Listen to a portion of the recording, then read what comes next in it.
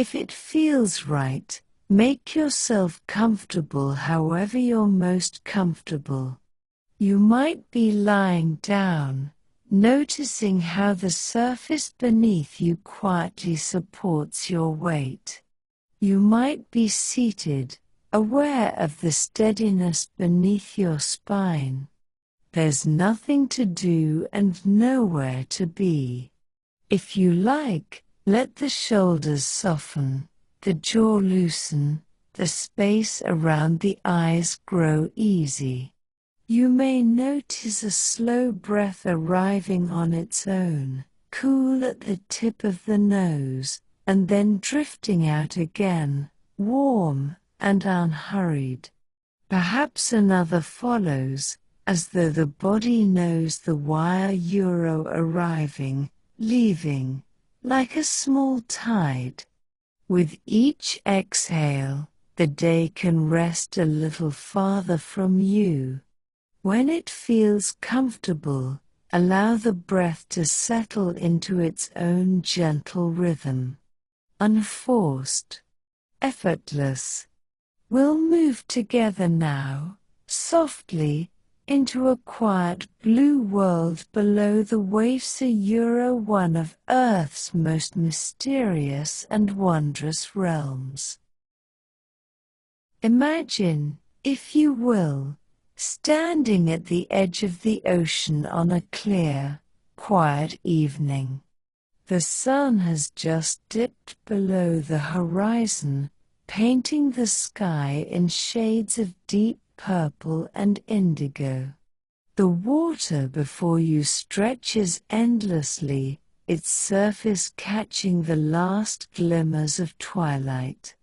You know, as you stand there, that beneath those gentle waves lies a world so vast, so profound, that it contains more living space than all the forests, all the plains, all the mountains and valleys of every continent combined. The ocean covers nearly 3/4 of our planet's surface, and within its depths exists a realm that most humans will never see, a place where darkness reigns, where pressure builds to unimaginable intensities, where cold seeps into everything, and yet, remarkably, where life not only survives but flourishes in ways that seem almost magical. The deep sea. Even the words themselves carry a certain weight, a sense of mystery and wonder. When we speak of the deep sea, we're talking about the waters that lie beyond the reach of sunlight, below that bright, familiar surface zone where swimmers play and boats glide. We're venturing into regions where the sun's rays, no matter how brilliant they might be at the surface, simply cannot penetrate. This realm begins at around 200 meters below the surface, where the light starts to fade significantly, and it extends downward, deeper and deeper, through zones with names that sound like they belong in poetry rather than science. The Twilight Zone, or Mesopelagic, stretching from 200 to 1,000 meters. The Midnight Zone, or Bathypelagic, from 1,000 to 4,000 meters. The Abyssal Zone, from 4,000 to 6,000 meters. And finally, the Hadal Zone, named after Hades, the ancient Greek underworld, plunging into the deepest trenches, some reaching nearly 11,000 meters below the surface. To truly grasp the scale of these depths, consider this.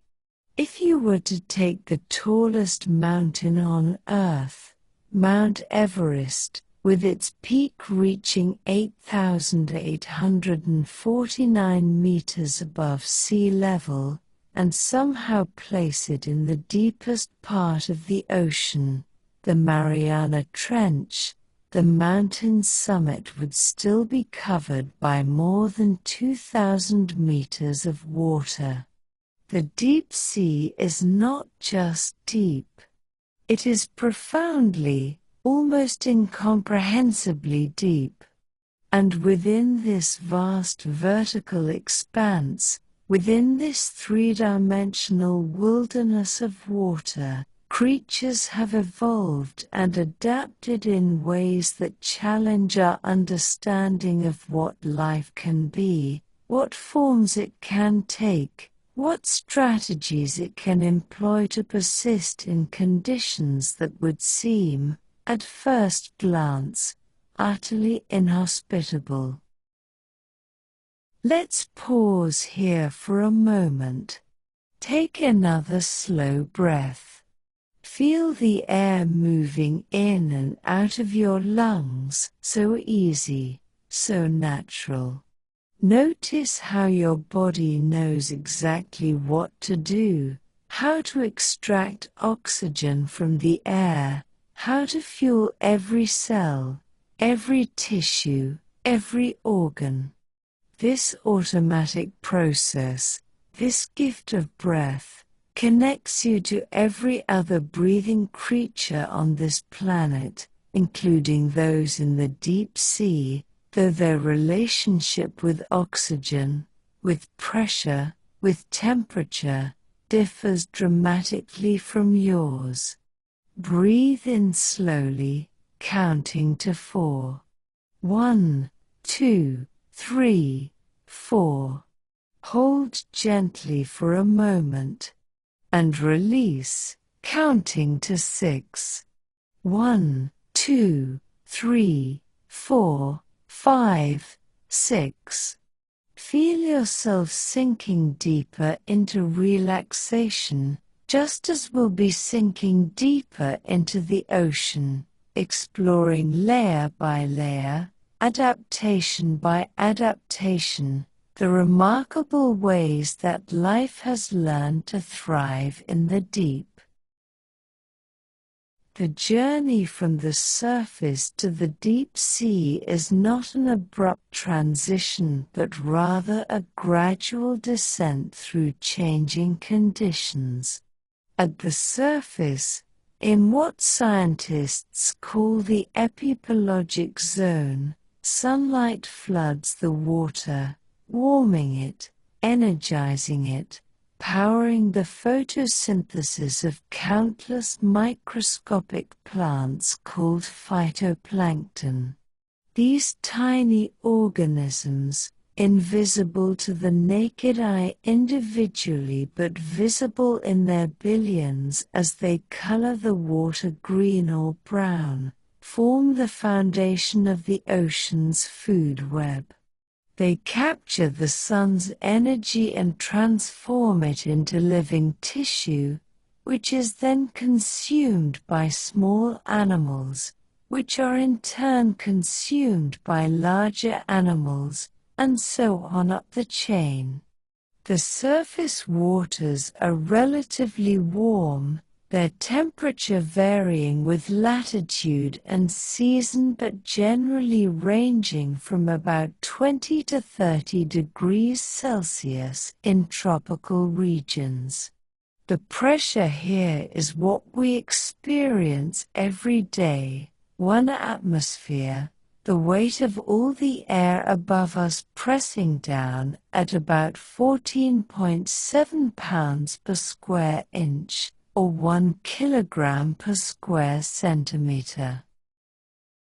But as you descend, everything begins to change. The light dims, the temperature drops, the pressure increases. For every 10 meters you descend, the pressure increases by approximately 1 atmosphere. At 100 meters depth, you're experiencing 10 atmospheres of pressure. At 1,000 meters, 100 atmospheres. At the deepest point in the ocean, the pressure reaches more than 1,000 atmospheres, or about 15,000 pounds per square inch. To put this in perspective, imagine the weight of a large elephant balanced on your thumbnail. That's the kind of pressure we're talking about. It's enough to crush most human-made vessels like tin cans, enough to compress air to a fraction of its surface volume, enough to fundamentally alter the behavior of water itself and everything dissolved or suspended within it. The temperature, too, drops steadily as you descend. In temperate and tropical oceans, there's often a layer called the thermocline, usually found between 100 and 500 meters depth, where the temperature decreases rapidly. Below this layer, in the deep sea proper, the water settles into a perpetual chill, hovering around 2 to 4 degrees Celsius, just above freezing. This cold is constant, unchanging, a feature as reliable as the darkness itself. There are no seasons in the deep sea, no summer warmth or winter chill, just an eternal, bone-deep cold that permeates everything. And then there's the light, or rather, the absence of it. Sunlight, as it enters the ocean, is absorbed and scattered by the water and the particles within it. Different wavelengths of light penetrate to different depths. Red light, with its longer wavelength, is absorbed first, disappearing within the first few meters. Orange follows, then yellow, then green. Blue light, with its shorter wavelength, penetrates the deepest, which is why the ocean appears blue when you look at it from above or swim in clear water. But even blue light has its limits. By the time you reach 200 meters, the light has dimmed to a twilight, a deep blue gloom where shapes become indistinct and colors fade to shades of gray. By 500 meters, the light is so faint that it's barely detectable, equivalent to the light of a single candle viewed from several kilometers away.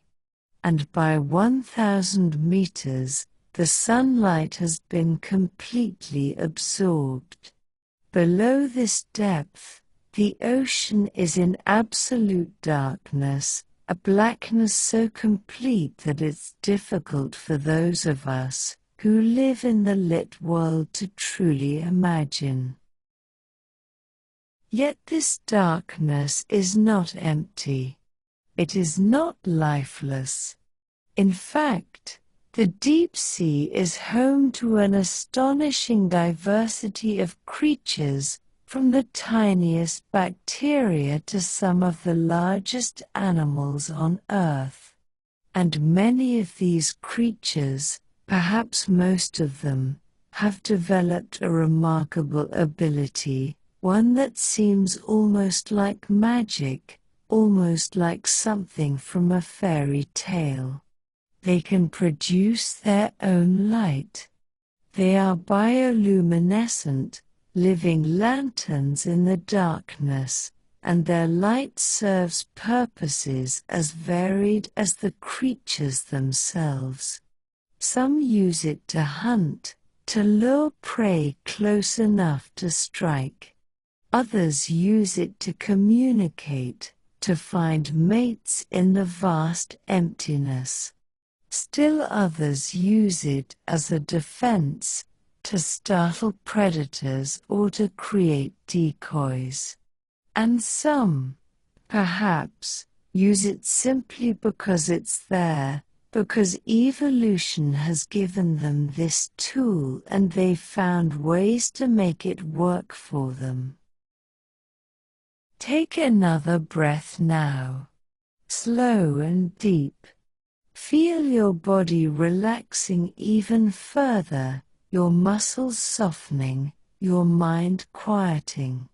As we continue our journey, we'll explore these adaptations in detail, we'll meet the creatures who possess them, and we'll come to understand how life, in its infinite creativity, has found ways to not just survive but to thrive in conditions that would seem impossible. The deep sea is not a barren wasteland. It is a thriving ecosystem, a world unto itself, and the creatures who live there are among the most fascinating, most beautifully adapted organisms on our planet. Now, let's descend together into the twilight zone, that layer between 200 and 1,000 meters, where the last traces of sunlight mingle with the first glimmers of bioluminescence, where the boundary between the lit world and the dark world blurs and shifts. This is where our story truly begins, in the dim blue depths where creatures have learned to make their own light, where eyes have grown large to capture every available photon, where bodies have become transparent or dark to avoid detection, where the rules of survival are written in light and shadow, in chemistry and physics, in the ancient language of adaptation that all life speaks, whether in the depths of the ocean or the heights of the mountains, whether in the heat of the desert or the cold of the polar ice. Life finds a way. Life adapts. Life persists. And in the deep sea, life has found some of its most extraordinary expressions. Let yourself sink deeper into comfort now, deeper into relaxation, as we sink deeper into the ocean, exploring the first of many remarkable adaptations that allow creatures to thrive in the deep. We'll start with light, with bioluminescence, with the ability to create illumination in a world of darkness. And as we explore this phenomenon, as we learn about the chemistry and the evolution and the purposes of biological light, you might find your own thoughts becoming clearer, your own inner light growing brighter, even as your body relaxes more and more, preparing for the deep, restorative rest that awaits you at the end of our journey together. The ocean is calling. The deep is waiting. And the creatures there have stories to tell, stories written in their very bodies, in their adaptations, in the ways they've learned to live in a world so different from ours. Let's listen to those stories now. Let's learn from them. Let's allow them to carry us gently into sleep, into dreams, into the peaceful darkness that mirrors the darkness of the deep sea, where rest and renewal happen in their own time, in their own way, just as life in the deep sea unfolds in its own time, in its own way, perfectly adapted, perfectly suited, perfectly at home in the darkness. Breathe, relax, and let's continue our descent. In the deep sea, where sunlight fades to nothing and darkness becomes the default state of existence, you might expect to find a world devoid of light, a realm of pure blackness where vision serves no purpose and eyes become vestigial, useless remnants of a brighter past. But the reality is quite the opposite. The deep sea is, in fact, filled with light. Not the steady, reliable light of the sun, but rather a different kind of light entirely, a light that flickers and flashes, that glows and pulses, that appears suddenly in the darkness and then vanishes just as quickly. This is bioluminescence, the production of light by living organisms, and it is one of the most widespread and important adaptations in the deep sea. Bioluminescence is not unique to the ocean. You've probably seen it yourself, perhaps on a summer evening when fireflies blink their yellow-green lights in the gathering dusk, each flash a signal, a message sent to potential mates. Or maybe you've noticed the faint glow of certain mushrooms in a dark forest, their caps emitting a ghostly green light that seems almost supernatural. But while bioluminescence occurs on land, it is relatively rare, limited to a few groups of insects, some fungi, and a handful of other organisms. In the ocean, however, bioluminescence is everywhere. It is, in fact, one of the most common adaptations in the marine environment, particularly in the deep sea. Scientists estimate that in the mesopelagic zone, the twilight region between 200 and 1,000 meters, approximately 76% of all animals are capable of producing light. Think about that for a moment. 3 out of every 4 creatures you might encounter in this zone can create their own illumination. And this percentage remains remarkably consistent as you descend deeper. Even in the bathypelagic zone, the midnight zone below 1,000 meters where no sunlight ever penetrates, the majority of animals are bioluminescent.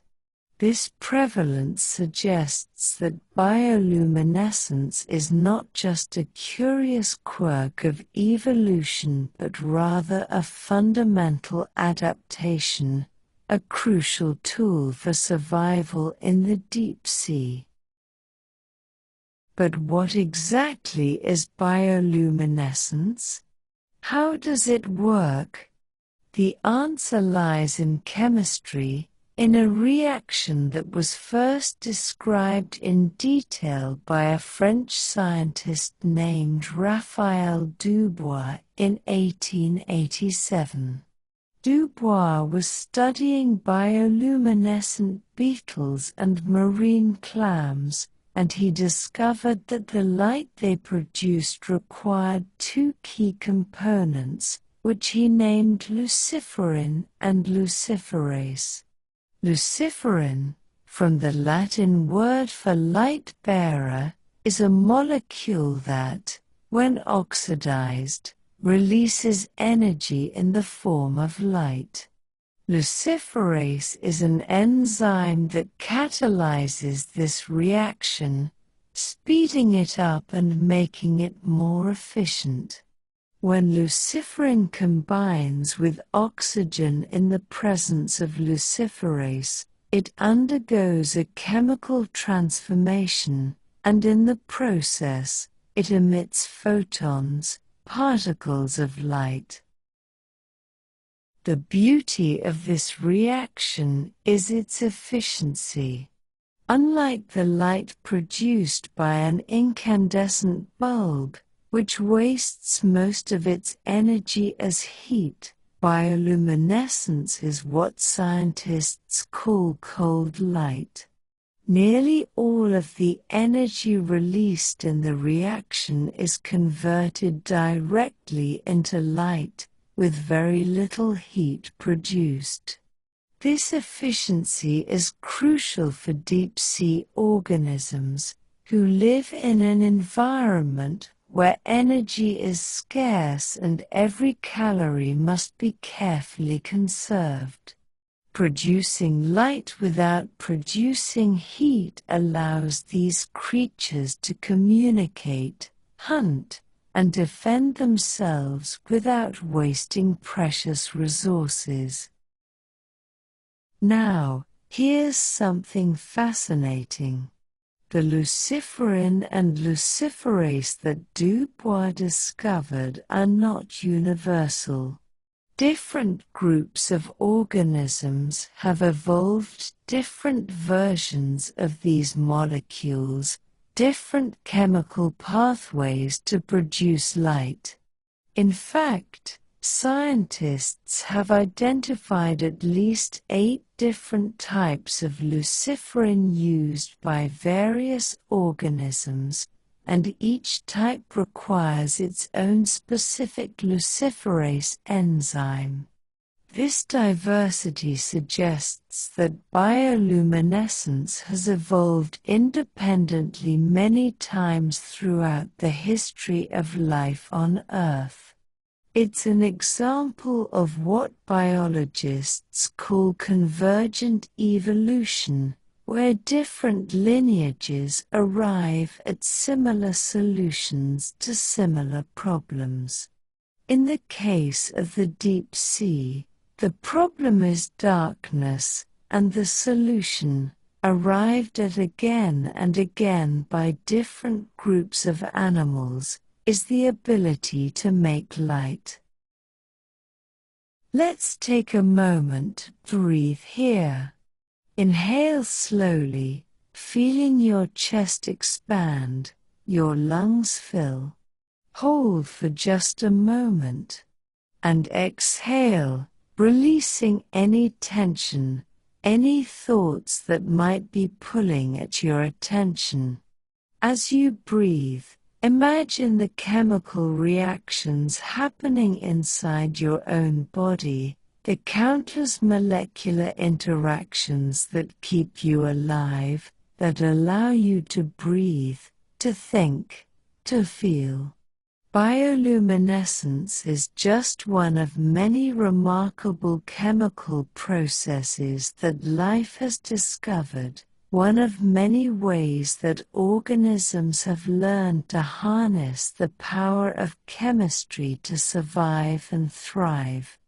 And as we explore this phenomenon further, as we learn about the many ways that deep-sea creatures use their light, you might find yourself marveling at the creativity of evolution, at the endless ingenuity of life. The colors of bioluminescence in the deep sea are not random. Most bioluminescent organisms produce blue or blue-green light, with wavelengths around 470 to 490 nanometers. This is not a coincidence. Blue light travels farther in seawater than any other color. Red light, as we mentioned earlier, is absorbed quickly, disappearing within the first few meters.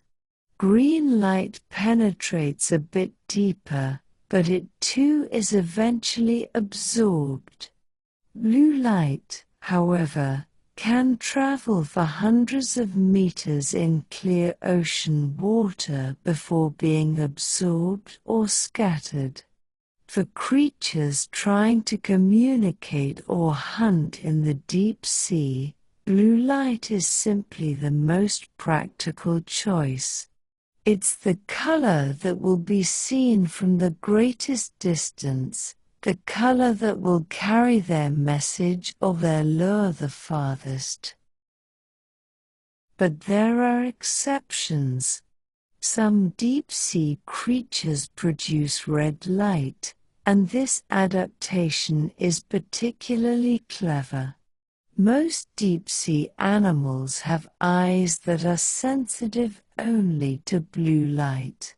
They've evolved to detect the wavelengths that are most common in their environment, the blue of bioluminescence and the faint blue of residual sunlight in the upper mesopelagic zone. Red light, to these creatures, is invisible. It's as if it doesn't exist. So a predator that can produce red light has, in effect, a secret flashlight, a way to illuminate its prey without the prey knowing it's being watched. The dragonfish, a group of deep-sea predators, have evolved this ability. They have special organs beneath their eyes that produce red light, and they have eyes that can detect this red light. They can shine their red beam on potential prey, see them clearly, and approach without being detected. It's like having night vision goggles in a world where everyone else is blind to infrared. Another fascinating variation is found in the firefly squid, Wattersonia scintillans, which lives in the waters off Japan. These small squid, only about 3 inches long, are covered with thousands of tiny light-producing organs called photophores. They can control these photophores individually, creating complex patterns of light across their bodies. During the breeding season, which occurs in spring, millions of these squid gather in Toyama Bay, and the water becomes filled with their blue bioluminescence, creating a spectacle so beautiful that it has become a tourist attraction.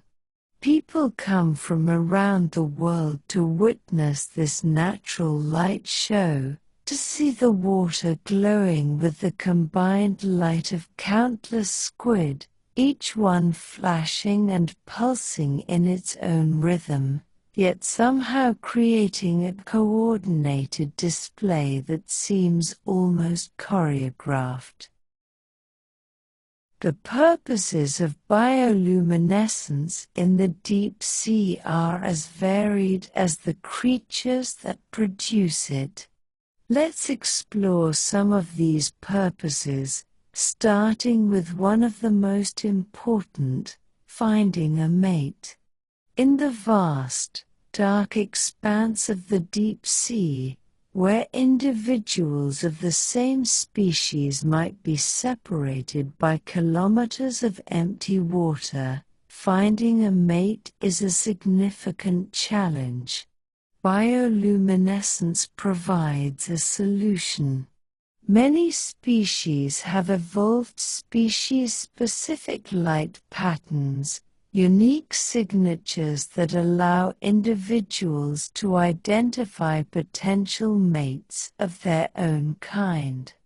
It's like having a secret code, a password that only members of your species know.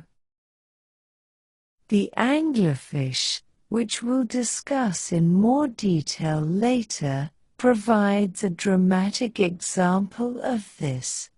Female anglerfish are much larger than males, sometimes hundreds of times larger. The females have a bioluminescent lure that they use to attract prey, but this lure also serves to attract males. When a tiny male anglerfish encounters a female in the darkness, he bites onto her body and never lets go.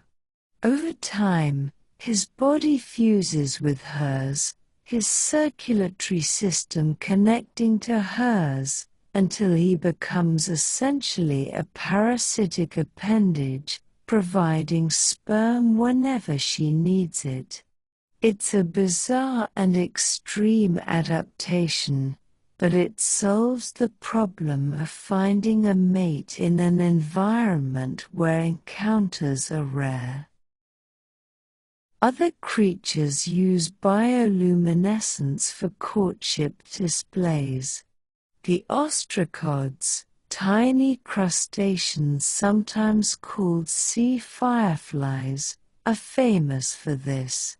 Males release clouds of bioluminescent chemicals into the water while swimming in specific patterns, creating trails of light that females can see from a distance. Each species has its own unique pattern, its own signature display. Some swim in spirals, others in zigzags, still others in straight lines with regular pulses of light. Females watch these displays and choose mates based on the quality of the performance.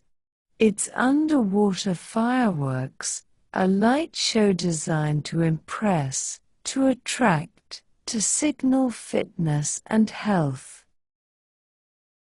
Bioluminescence is also used for hunting, for attracting prey close enough to capture. The anglerfish, again, is the most famous example.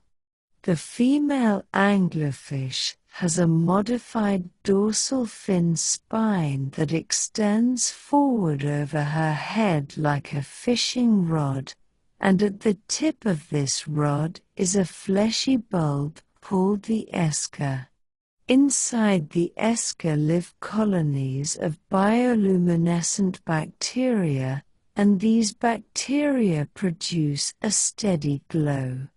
The anglerfish can control the blood flow to the esker, effectively turning the light on and off, and she can move the esker around, dangling it in front of her enormous mouth. Small fish and crustaceans, attracted by the light, swim closer to investigate, thinking perhaps that they've found a meal of their own, a small glowing organism that they can eat. But as they approach, the anglerfish strikes, her jaws snapping shut with incredible speed, and the prey becomes the meal instead of the diner. This relationship between the anglerfish and her bacteria is an example of symbiosis, a close relationship between two different species where both benefit. The bacteria get a safe place to live, protected inside the anglerfish's esker, and they get a steady supply of nutrients from the anglerfish's blood. In return, they provide light, which the anglerfish uses to hunt. It's a partnership, a collaboration between two very different forms of life, and it's one of many such partnerships in the deep sea. In fact, Some scientists estimate that about 10% of bioluminescent deep-sea fish rely on symbiotic bacteria for their light, rather than producing it themselves. The rest have evolved their own light-producing organs, their own photophores, which contain the luciferin and luciferase needed to generate light. But bioluminescence isn't just for attracting things. It's also used to repel them, to defend against predators. Many deep-sea creatures, when threatened, release clouds of bioluminescent material into the water. This serves several purposes. First, it can startle the predator, creating a sudden bright flash that temporarily blinds or confuses it, giving the prey a chance to escape. Second, it can act as a decoy, a false target that the predator attacks while the real prey swims away in the opposite direction. And third, it can act as what scientists call a burglar alarm, attracting larger predators to the scene. The idea is that if you're being attacked by a predator, you can use your bioluminescence to attract an even bigger predator, one that might eat your attacker. It's a risky strategy, but in the deep sea, where options are limited, it can be effective. The vampire squid, Vampiroteuthis infernalis, uses this strategy. Despite its fearsome name, the vampire squid is actually a relatively small and harmless creature, feeding primarily on marine snow, the constant rain of dead organic matter that falls from the upper layers of the ocean. But when threatened, the vampire squid can release a cloud of bioluminescent mucus from the tips of its arms. This mucus glows for several minutes, creating a glowing cloud in the water that distracts the predator while the squid escapes. It's like a smoke bomb, but instead of smoke, it's light. And unlike the ink that shallow water squid release, which would be invisible in the darkness of the deep sea, this bioluminescent mucus is highly visible, highly effective. Another defensive use of bioluminescence is counterillumination, a form of camouflage that's particularly clever. Many deep-sea fish and squid have photophores on their undersides, on their bellies. These photophores produce a light that matches the color and intensity of the faint downwelling light from above. When a predator looks up from below, it sees not a dark silhouette against the lighter water above, but rather a uniform glow that blends in with the background. The prey becomes effectively invisible, hidden not by darkness but by light. This strategy is so effective that it's been adopted by many different groups of deep-sea animals, from fish to squid to shrimp. It's another example of convergent evolution, different lineages arriving at the same solution to the same problem. Some creatures take counterillumination even further.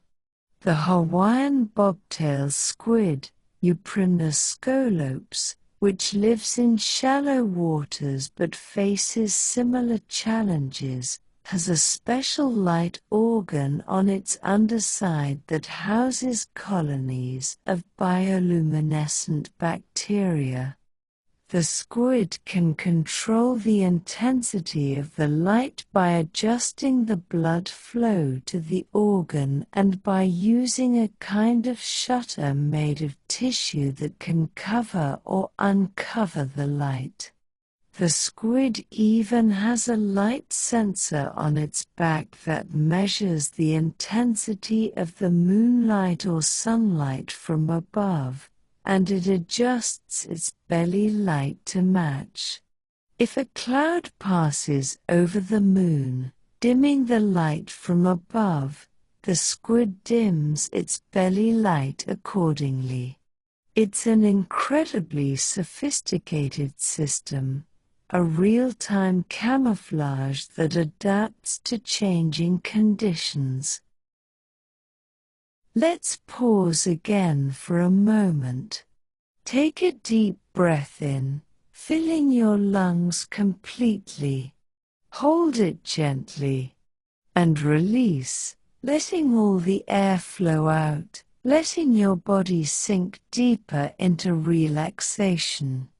As you breathe, think about the complexity of these adaptations, the intricate systems that have evolved over millions of years to allow creatures to survive in the deep sea.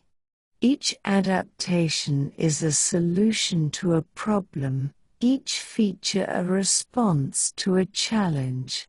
And together, these adaptations create a web of interactions, a community of organisms that depend on each other, that compete with each other, that eat and are eaten, that reproduce and die, all in the darkness of the deep sea, all using light as a tool, a weapon, a signal, a disguise.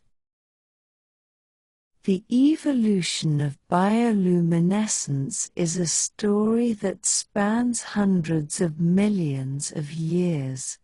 The earliest bioluminescent organisms were probably bacteria, single-celled creatures that developed the ability to produce light as a byproduct of their metabolism.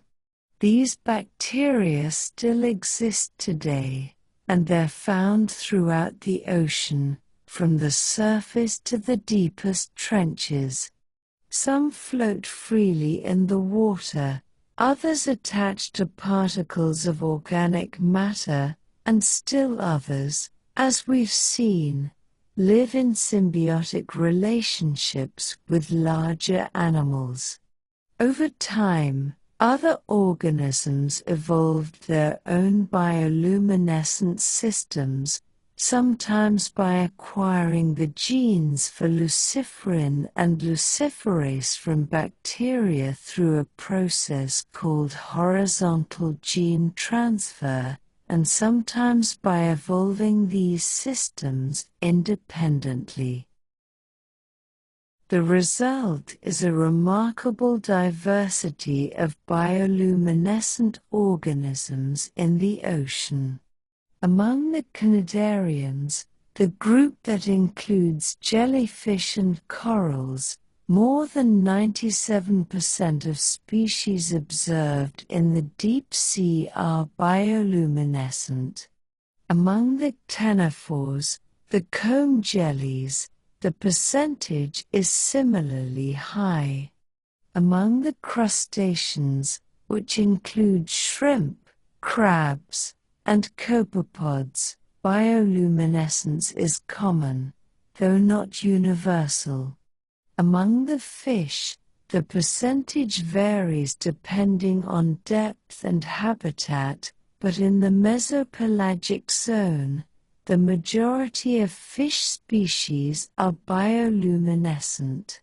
And among the cephalopods, the group that includes squid and octopuses, bioluminescence is widespread, with many species having elaborate arrays of photophores that they can control with remarkable precision. This prevalence of bioluminescence in the deep sea tells us something important about the environment there. It tells us that light, even in a place where sunlight never reaches, is still a valuable resource, still a useful tool. It tells us that vision, far from being useless in the darkness, is actually crucial for survival. And it tells us that the deep sea, despite its darkness, is not a place of sensory deprivation, but rather a place of sensory richness, where creatures have evolved exquisitely sensitive eyes to detect the faintest glimmers of light, where they've developed complex behaviors to use light for communication and hunting and defense, where they've created, in effect, their own illuminated world in the midst of darkness. As we continue our journey deeper into the ocean, as we explore other adaptations that allow creatures to thrive in the deep sea, keep in mind this fundamental truth: life is creative. Life is adaptable. Life finds ways to persist, to flourish, even in the most challenging environments.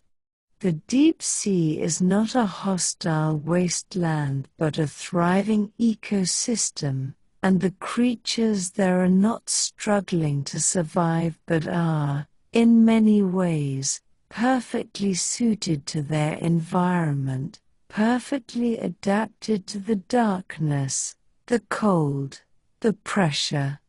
They are at home in the deep, just as we are at home in our own environments, and their adaptations, their strategies, their solutions to the challenges they face, are testaments to the power of evolution, to the endless creativity of life. Breathe deeply now. Feel the calm spreading through your body, the relaxation deepening with each breath. As we move forward, we'll explore another crucial adaptation, one that's perhaps even more fundamental than bioluminescence, one that allows creatures to withstand the crushing pressure of the deep sea, to maintain their cellular functions, to keep their proteins and enzymes working in conditions that would destroy most forms of life. We'll learn about the biochemical adaptations that make life possible in the deep, about the molecules and mechanisms that protect cells from pressure, about the ways that evolution has solved one of the most challenging problems in the ocean. And as we learn, as we understand, you might find yourself drifting, your thoughts becoming softer, your awareness turning inward, your body preparing for the deep, restorative sleep that awaits. The deep sea is calling, the darkness is welcoming, and the creatures there have more stories to tell, more secrets to share, more wonders to reveal in the profound darkness, and that its tissues were filled with Tmao to help it survive. There's a limit to how much Tmao can help, though. At the very deepest depths, even Tmao can't fully protect proteins from pressure. Scientists have calculated that there's a theoretical maximum depth for fish, based on the amount of DMAO they can accumulate and the pressure tolerance of their proteins. This maximum is somewhere around 8,000 to 8,500 meters. Below this depth, the pressure is simply too great for fish to survive, even with all their adaptations. And indeed, the deepest living fish ever recorded, a snailfish from the genus Pseudoloparis, was found at a depth of about 8,000 meters in the Mariana Trench. Below this depth, the only vertebrates found are much simpler organisms, like amphipods and sea cucumbers, which have different body plans and different strategies for dealing with pressure. But it's not just proteins and membranes that need to be protected from pressure. Entire cellular processes, entire metabolic pathways, need to function properly under high pressure. And deep-sea organisms have evolved adaptations at every level, from the molecular to the cellular to the organismal, to make this possible. For example, the enzymes involved in energy production, in the breakdown of glucose and the synthesis of ATP, the molecule that powers most cellular processes, have been fine-tuned to work efficiently under pressure. The ion pumps that maintain the proper concentrations of sodium, potassium, and other ions inside and outside cells have been adapted to function under pressure. Even the DNA replication machinery, the complex of enzymes that copies the genetic material when a cell divides, has been adjusted to work properly in the deep sea.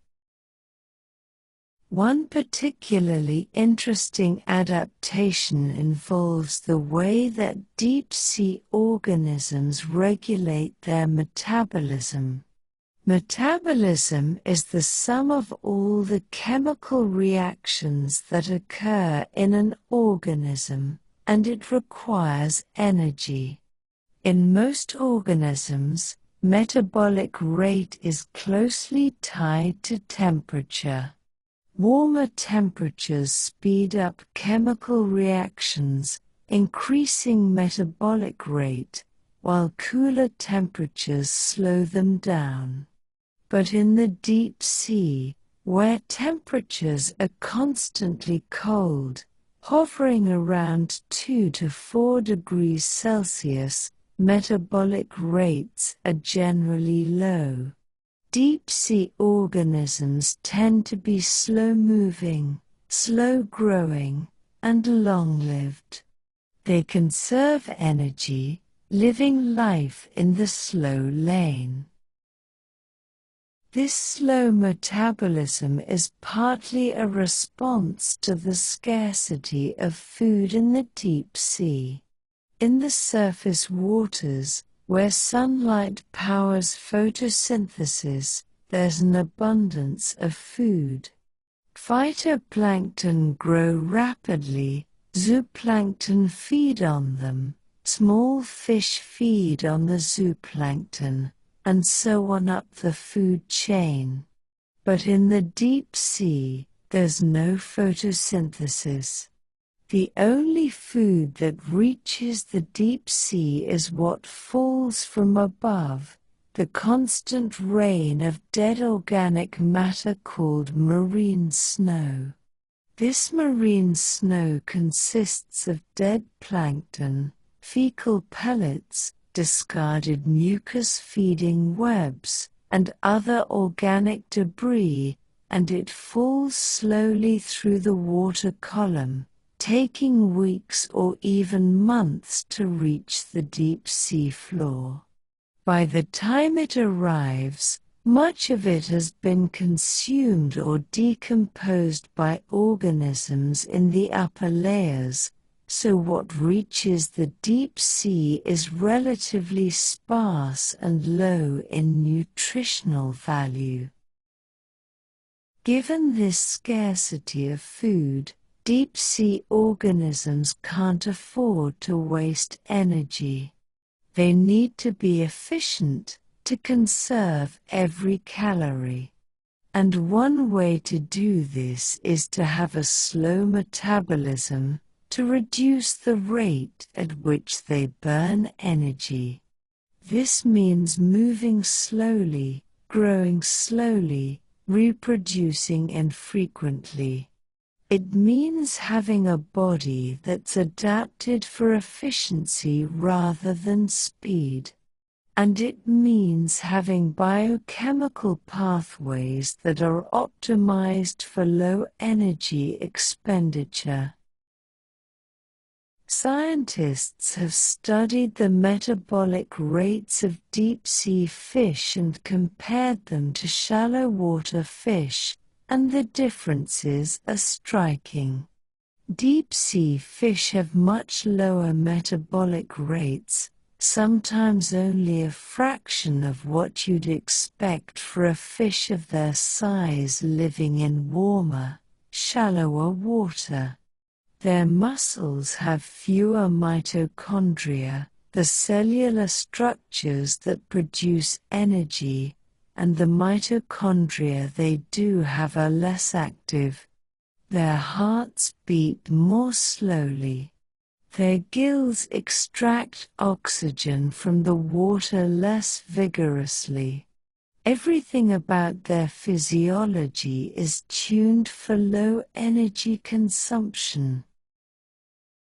But this doesn't mean that deep-sea fish are sluggish or incapable of movement.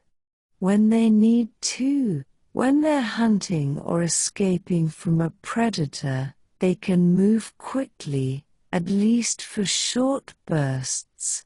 But most of the time, they're conserving energy, drifting slowly through the water, waiting for food to come to them rather than actively searching for it.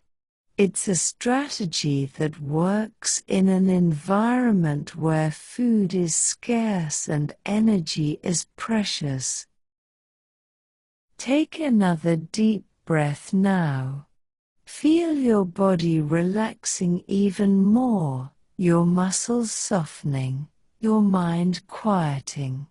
As you breathe, think about the deep-sea creatures we've been discussing, about their slow, patient lives in the cold, dark depths. There's something almost meditative about their existence, something peaceful in their slow movements, their low metabolism, their patient waiting. They're not rushing, not hurrying, not wasting energy on unnecessary activity. They're simply being, existing in harmony with their environment, perfectly adapted to the conditions they face. And perhaps there's a lesson in that for us, a reminder that sometimes the best strategy is to slow down, to conserve our energy, to be patient and wait for the right moment.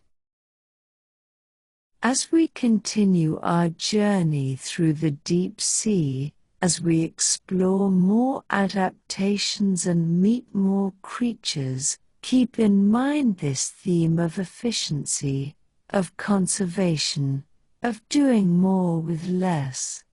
The deep sea is a place where resources are limited, where every adaptation is a response to scarcity, where survival depends on being smart, being efficient, being perfectly tuned to the environment. And the creatures there, with their pressure-resistant proteins, their fluid membranes, Their mouth-filled tissues, their slow metabolisms, are masterpieces of adaptation, examples of evolution at its finest. Breathe, relax, and let's continue deeper into the realm of vision, into the world of eyes adapted to darkness, into the fascinating ways that deep-sea creatures have learned to see in a place where there's almost nothing to see. In the deep sea, where light is scarce or absent, you might expect that eyes would be useless, that vision would be abandoned in favor of other senses. And indeed, some deep-sea creatures have reduced eyes or no eyes at all, relying instead on touch, smell, or the detection of vibrations to navigate and find food. But surprisingly, many deep-sea creatures have eyes, and not just any eyes, but some of the most remarkable, most specialized eyes in the animal kingdom. These eyes are adapted to detect the faintest glimmers of light, to distinguish between different sources of illumination, to see in conditions that would leave us completely blind. They are testaments to the importance of vision even in the darkest places on Earth. Let's start by considering what it means to see in the deep sea. In the mesopelagic zone, the twilight zone between 200 and 1,000 meters, there's still some residual sunlight, though it's extremely faint. By the time sunlight has penetrated to 500 meters, it's been reduced to about 1/10,000,000th of its intensity at the surface. That's roughly equivalent to the light of a single candle viewed from several kilometers away. And this light is almost entirely blue, because blue wavelengths penetrate water more effectively than other colors. So any creature trying to see by sunlight in the mesopelagic zone needs eyes that are extremely sensitive to blue light, eyes that can detect and process the tiniest amounts of photons. Below 1,000 meters, in the bathypelagic zone and deeper, there's no sunlight at all. The only light comes from bioluminescence, from the flashes and glows produced by other organisms. This light is also predominantly blue, for the same reason that sunlight in the mesopelagic zone is blue. Blue light travels farthest in water. So deep-sea eyes need to be sensitive to blue light, whether that light comes from the sun or from bioluminescence. How do you build an eye that's sensitive enough to see in near total darkness? The answer involves several adaptations, working together to maximize the amount of light captured and the efficiency with which that light is converted into neural signals. Let's explore these adaptations one by one. First, size matters.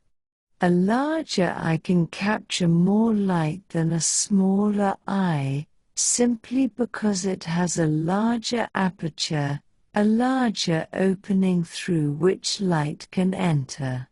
This is the same principle that applies to camera lenses and telescopes. Bigger is better when it comes to gathering light.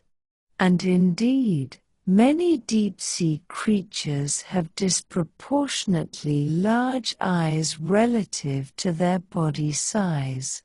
The giant squid, Architeuthis dux, has the largest eyes of any animal on Earth, with a diameter of up to 27 centimeters, about the size of a dinner plate.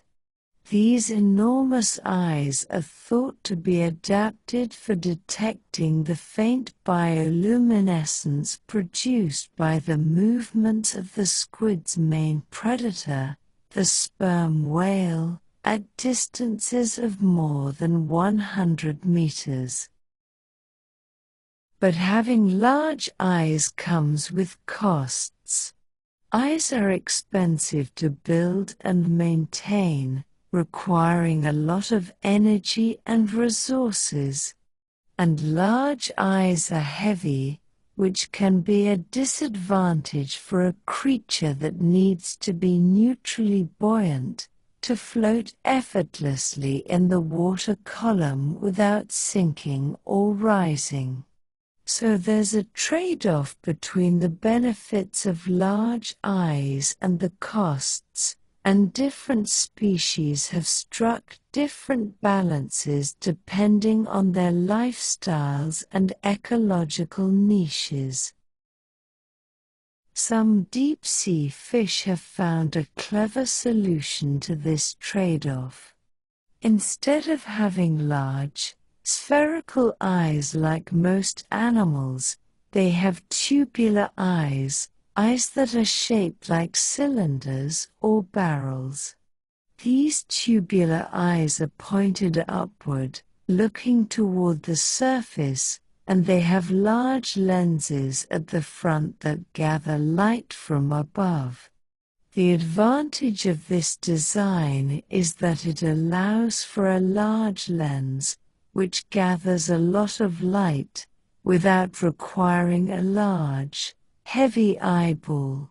The tubular shape is more compact, more efficient, than a spherical shape for gathering light from a specific direction.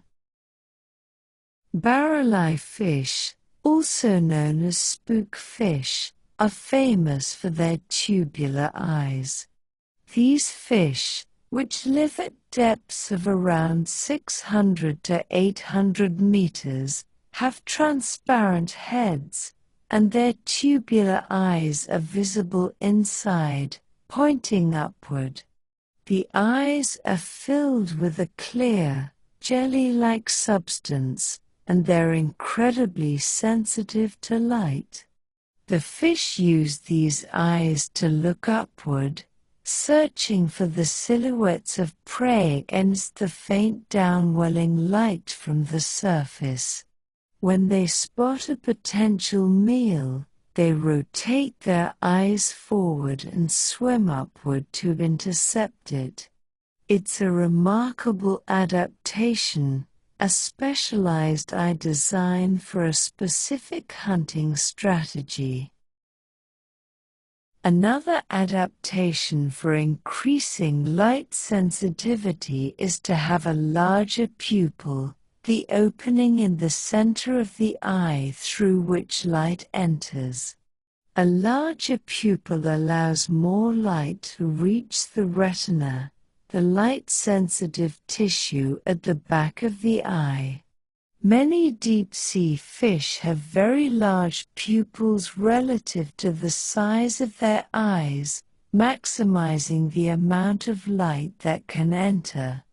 Some species have pupils that are so large that they can't be closed, meaning the eye is always wide open, always gathering as much light as possible. But gathering light is only the first step.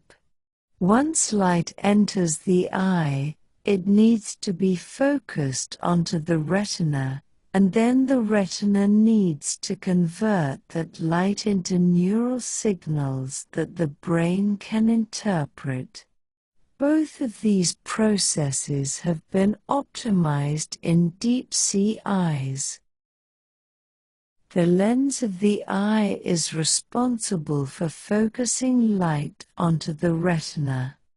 In most animals, the lens is a flexible structure that can change shape to focus on objects at different distances. But in fish, the lens is rigid and spherical, and focusing is achieved by moving the lens forward or backward, closer to or farther from the retina. Deep-sea fish have lenses that are optimized for the wavelengths of light they're most likely to encounter, which is blue light. The refractive index of the lens, the degree to which it bends light, is tuned to focus blue light precisely onto the retina.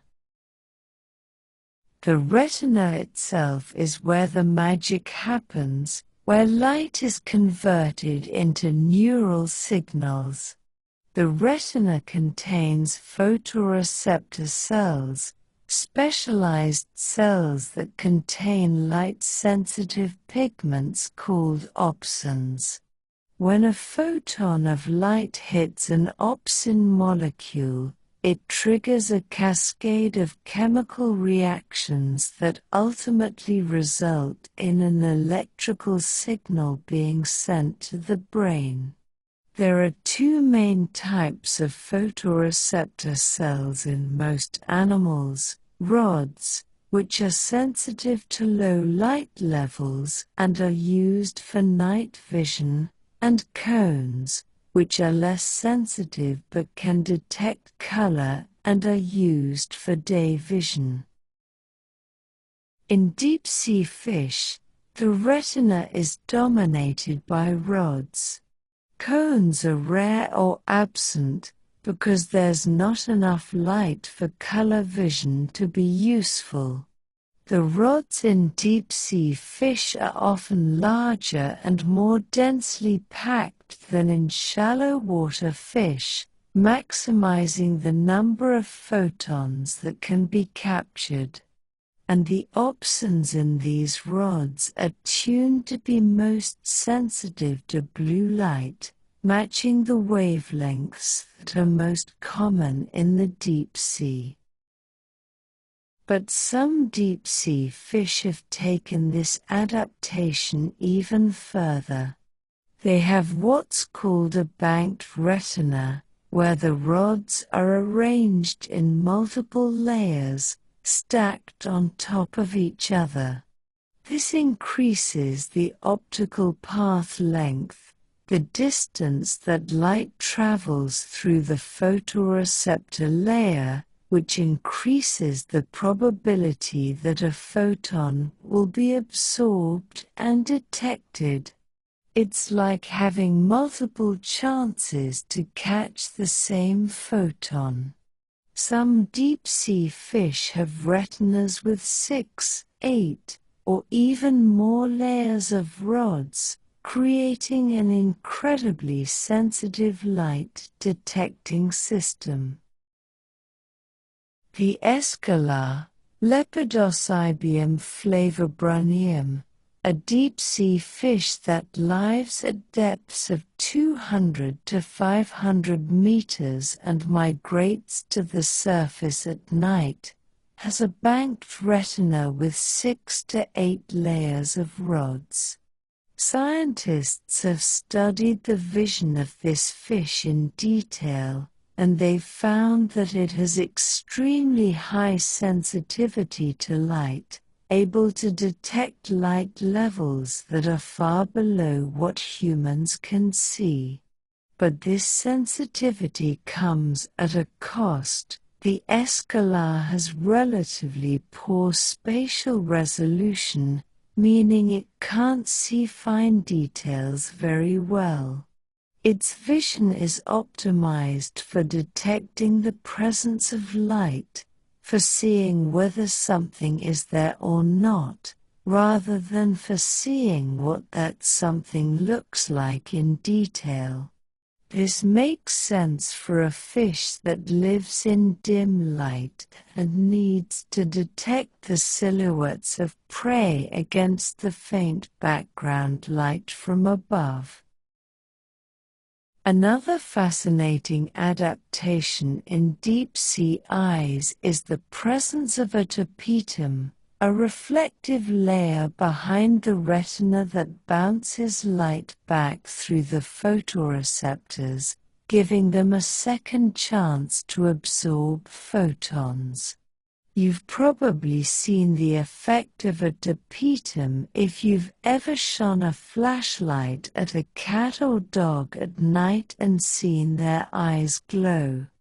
That glow is light reflecting off the tapetum. Many deep-sea fish have tapeta, and they serve the same purpose, to increase light sensitivity by reflecting light back through the retina. Some deep-sea creatures have even more unusual eye adaptations. The cockeyed squid, Histioteuthes heteropsis, has two eyes of very different sizes. One eye is large and bulbous, pointing upward, while the other is small and normal-sized, pointing downward.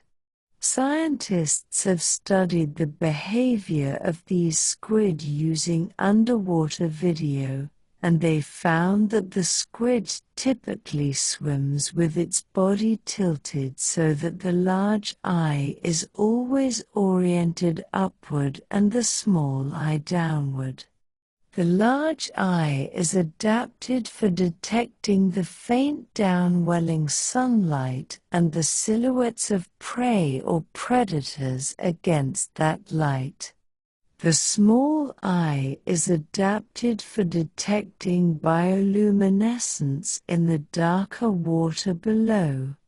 It's a remarkable example of asymmetry, of having two eyes specialized for different tasks, and it shows how evolution can create unexpected solutions to the challenges of life in the deep sea. The giant squid, which we mentioned earlier, has eyes that are not only enormous but also highly specialized. Recent research has suggested that these giant eyes are not primarily for detecting prey or mates, which would be too small to see at great distances, but rather for detecting very large objects, specifically sperm whales, which are the giant squid's main predators. Sperm whales hunt in the deep sea, diving to depths of 1,000 meters or more to feed on squid. As they swim through the water, they disturb bioluminescent plankton, creating a faint glow around their bodies. The giant squid's huge eyes, with their enormous lenses and sensitive retinas, are thought to be able to detect this glow from distances of more than 100 meters, giving the squid enough warning to escape before the whale gets too close. It's a predator-prey arms race, with the squid evolving ever larger eyes to detect the whale earlier, and the whale evolving better hunting strategies to catch the squid despite its vigilance. Let's pause here for a moment and take a breath. Inhale slowly, feeling the air fill your lungs, feeling your chest expand. Hold for a moment, and exhale, releasing any tension, any thoughts that might be pulling at your attention. As you breathe, think about the eyes we've been discussing. about the incredible adaptations that allow creatures to see in near-total darkness. These eyes are marvels of evolution, finely tuned instruments for detecting the faintest glimmers of light. And they remind us that even in the darkest places, even in environments that seem utterly inhospitable, life finds a way to perceive, to sense, to interact with the world.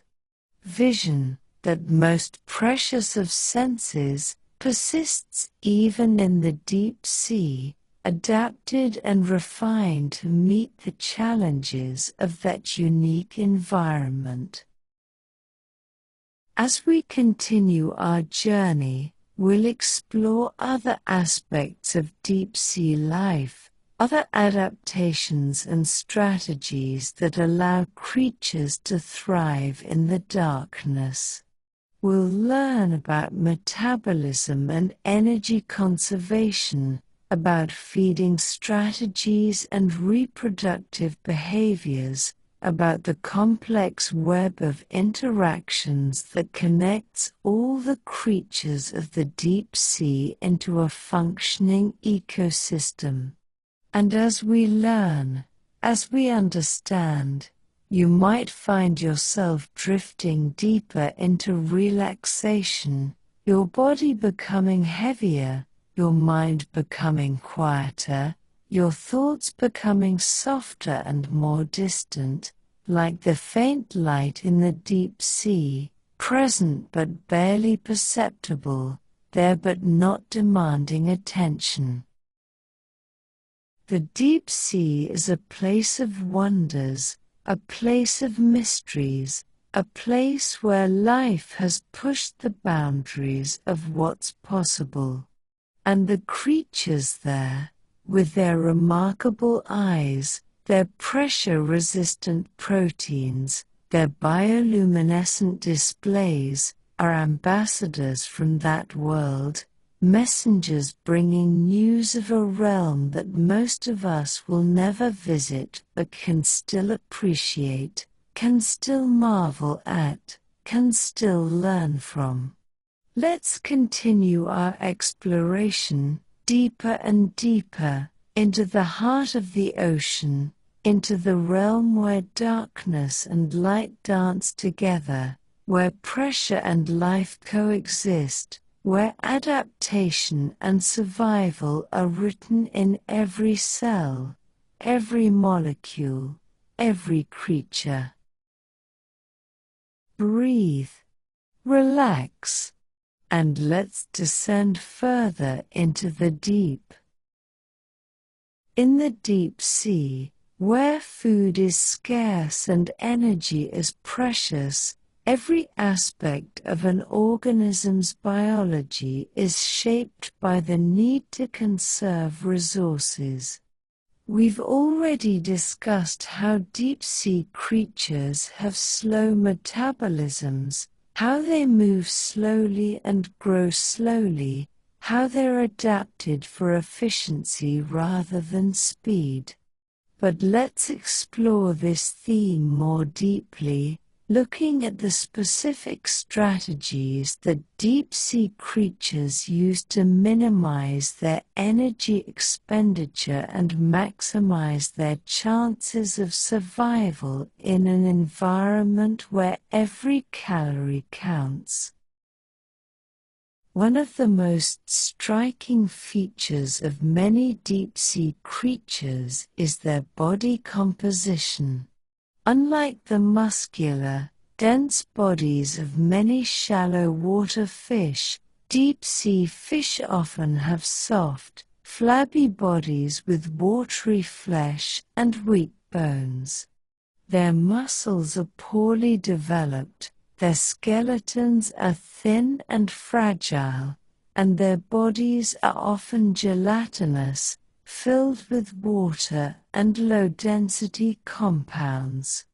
This might seem like a disadvantage, but in the deep sea, it's actually an adaptation. The reason has to do with buoyancy. In the ocean, an organism can sink, float, or remain neutrally buoyant, neither sinking nor floating. Neutral buoyancy is ideal because it allows the organism to maintain its position in the water column without expending energy swimming. But achieving neutral buoyancy is not easy. Most biological tissues, like muscle and bone, are denser than seawater, so they tend to sink. To counteract this, many fish have a swim bladder, a gas-filled sac that provides buoyancy. But swim bladders have a problem in the deep sea. As pressure increases with depth, the gas in the swim bladder is compressed, reducing its volume and its buoyancy. To maintain neutral buoyancy, the fish would need to constantly add more gas to the swim bladder, which requires energy. Deep-sea fish have largely abandoned swim bladders. Instead, they achieve neutral buoyancy by reducing their overall density. They do this by having watery, gelatinous tissues that are less dense than muscle, by having thin, lightweight bones, and by accumulating low-density compounds like lipids and oils. Some deep-sea fish have large livers filled with oil, which provides buoyancy. Others have gelatinous layers under their skin or in their body cavities. The result is a body that's neutrally buoyant without the need for a swim bladder, without the need to expend energy maintaining buoyancy. This strategy has a trade-off, though. Gelatinous, watery bodies are not good for fast swimming. They lack the muscle mass and the structural rigidity needed for powerful, sustained movement. But in the deep sea, where food is scarce and encounters with prey or predators are infrequent, fast swimming is not as important as energy conservation. It's better to drift slowly, to wait patiently, to conserve energy until the moment when action is necessary. And when that moment comes, when a prey item appears or a predator threatens, deep-sea fish can still move quickly for short bursts, using what muscle they have to strike or escape. The gelatinous bodies of deep-sea creatures also have another advantage: they're less affected by pressure. Solid tissues, like muscle and bone, are relatively incompressible, but they can still be affected by pressure in subtle ways, as we discussed earlier. Gelatinous tissues, which are mostly water, are even less affected by pressure because water is nearly incompressible. So a gelatinous body is, in a sense, a pressure-neutral body, one that doesn't require special adaptations to withstand the crushing weight of the deep sea. Many deep-sea jellyfish and ctenophores, the comb jellies, have taken this strategy to an extreme. Their bodies are more than 95% water, with only a thin layer of tissue providing structure.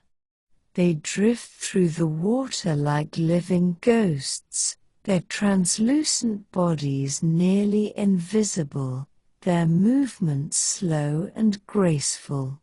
They feed on small prey that they encounter by chance, capturing them with tentacles or sticky surfaces, and they expend minimal energy in the process. It's a lifestyle that's perfectly suited to the deep sea, where patience and efficiency are more valuable than speed and strength. Another strategy for conserving energy in the deep sea is to reduce metabolic rate, to slow down all the chemical processes that keep an organism alive. We've mentioned this before, but let's look at it in more detail.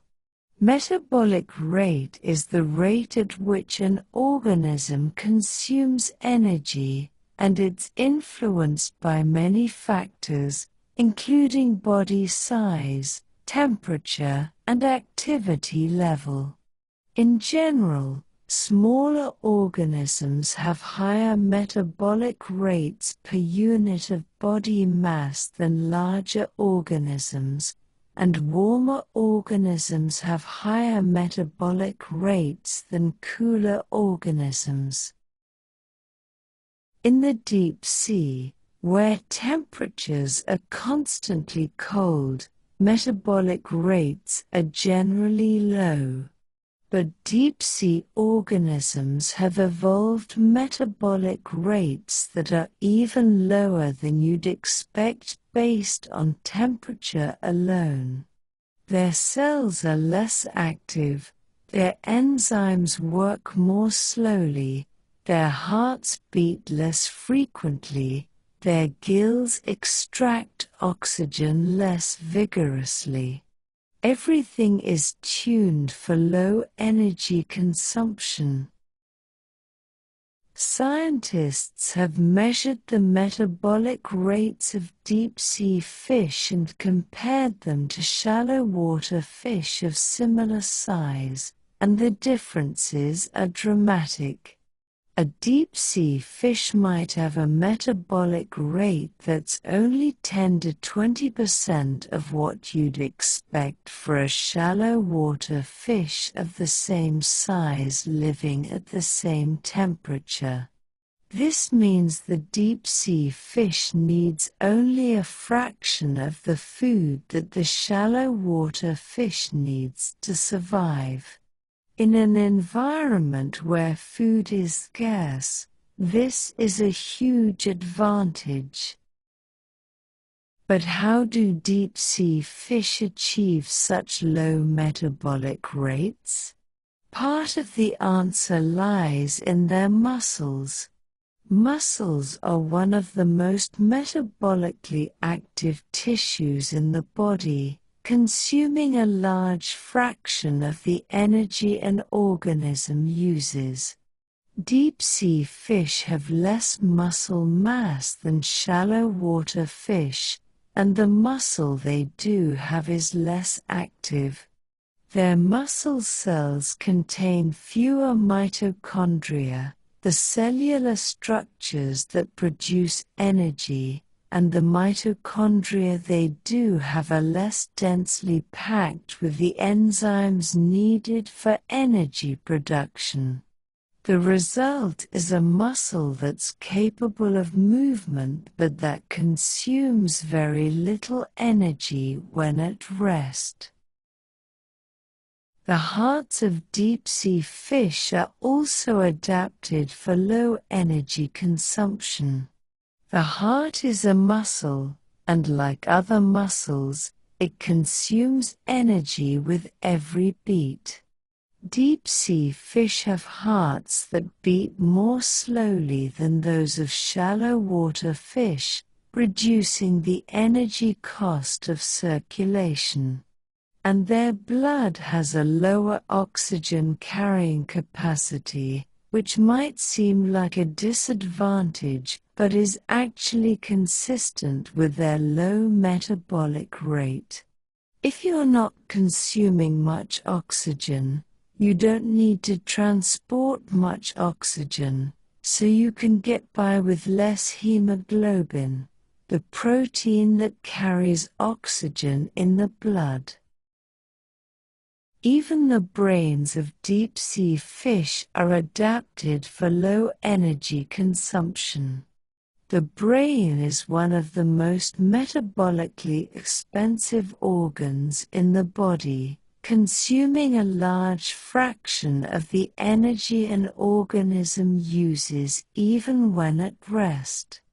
Deep-sea fish have relatively small brains compared to shallow water fish, and their brains are less active.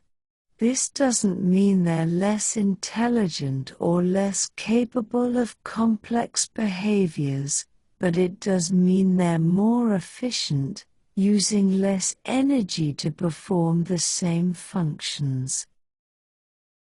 Let's take a moment to breathe and reflect on these adaptations. Inhale slowly, feeling the air fill your lungs. Hold for a moment, and exhale, releasing any tension.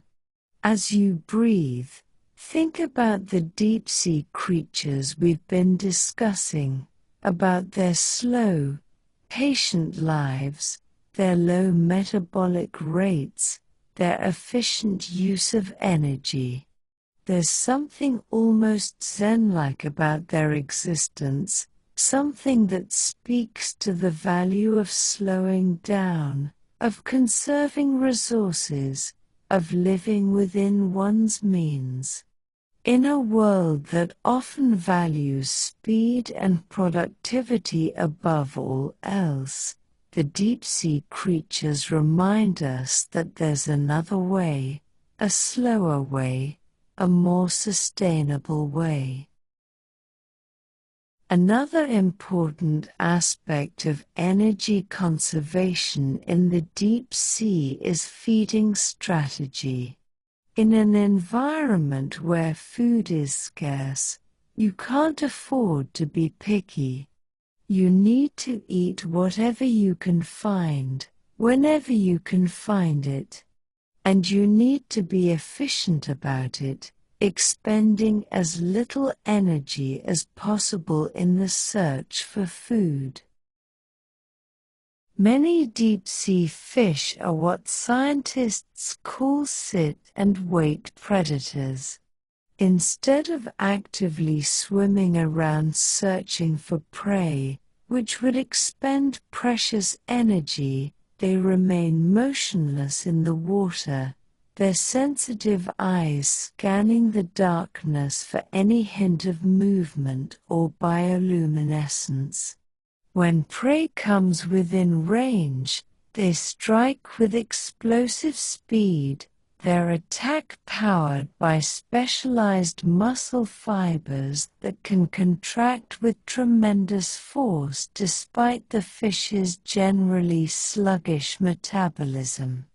This strategy of patient waiting, punctuated by brief bursts of intense activity, is perfectly suited to an environment where food is scarce and unpredictable.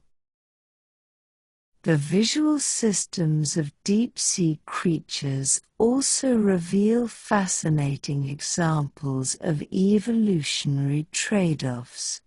Some species have sacrificed visual acuity for sensitivity, developing eyes that can detect incredibly dim light but cannot form sharp images. Others have maintained better acuity but at the cost of reduced sensitivity, able to see details but only when light levels are relatively high. Still others have abandoned vision entirely, their eyes reduced to vestigial structures or absent altogether, relying instead on other senses to navigate and find food in the darkness. The deep-sea environment has also given rise to some of the most unusual eye structures in the animal kingdom. Certain species of deep-sea fish have tubular eyes that point upward, allowing them to scan the waters above for the silhouettes of prey against the faint downwelling light. These tubular eyes sacrifice peripheral vision for increased sensitivity in a narrow field of view, a specialization that makes sense in an environment where threats and opportunities are most likely to come from above. The barrel-eye fish, which we will explore in more detail later, takes this adaptation to an extraordinary extreme, with tubular eyes housed inside a transparent, fluid-filled dome on top of its head. Some deep-sea creatures have evolved the ability to see polarized light, adding another dimension to their visual perception. Polarization patterns in light can reveal information about objects and organisms that would otherwise be invisible, allowing these creatures to detect transparent prey or to communicate with each other through polarized bioluminescent signals. The mantis shrimp, though not exclusively a deep-sea dweller, possesses perhaps the most complex visual system known, with the ability to see not only polarized light but also a far broader spectrum of colors than humans can perceive, including ultraviolet and infrared wavelengths. The study of vision in the deep sea continues to reveal surprises and challenge our assumptions about the limits of sensory perception. Each new discovery, each unusual adaptation, expands our understanding of how life can perceive and respond to its environment, reminding us that evolution is endlessly creative, finding solutions to challenges that seem insurmountable. The eyes of deep-sea creatures, whether enormous and sensitive or reduced and vestigial, whether detecting bioluminescence or the faint glow of downwelling light, all tell stories of adaptation, of survival, of the remarkable ways that life persists in the darkness. As we consider these visual adaptations, we might reflect on our own perception, on the ways that our senses shape our understanding of reality. We live in a world of bright light and vivid colors, where vision is our primary sense, and it can be difficult to imagine perceiving the world differently. But the deep-sea creatures, with their specialized eyes adapted to detect the faintest glimmers in near-total darkness, remind us that perception is not universal, that different organisms experience different realities based on their sensory capabilities. In the darkness of the deep sea, a world invisible to us is revealed to those with eyes adapted to see it, a hidden realm of bioluminescent signals and subtle movements, of predators and prey engaged in an eternal dance of survival. In the deep sea, where food is scarce and every calorie counts, creatures have evolved remarkable metabolic strategies that allow them to survive on minimal resources. These adaptations represent some of the most elegant solutions to the problem of existence in a world where the next meal might be weeks or even months away. Consider the metabolism of deep-sea fish, which operates at a pace that would seem impossibly slow to surface dwellers. Their metabolic rates can be up to 50% lower than their shallow water relatives, a profound adaptation that allows them to conserve precious energy in an environment where food arrives unpredictably, like rare gifts falling from above. This metabolic slowdown affects every aspect of their biology, from the beating of their hearts to the firing of neurons in their brains, creating creatures that exist in a state of perpetual energy conservation, always ready to spring into action when opportunity presents itself, but otherwise maintaining a state of profound stillness. The biochemistry underlying this metabolic efficiency is fascinating in its complexity. Deep-sea creatures produce specialized enzymes that function optimally in cold temperatures and high pressures, molecular machines that have been fine-tuned over millions of years to extract maximum efficiency from every chemical reaction. These enzymes work more slowly than their warm water counterparts, but they work with remarkable precision, ensuring that no energy is wasted in the biochemical processes that sustain life. The proteins that make up these enzymes are themselves adapted to the deep-sea environment, with molecular structures that remain stable and functional under conditions that would denature and destroy the proteins of surface-dwelling organisms. Many deep-sea fish have reduced their muscle mass to an absolute minimum, carrying only the muscles necessary for brief bursts of activity. Their bodies are often gelatinous, with high water content and minimal skeletal structure, reducing the metabolic cost of simply existing. Some species have bones that are barely calcified, more cartilage than true bone, flexible and light, requiring far less energy to maintain than the robust skeletons of their surface-dwelling cousins.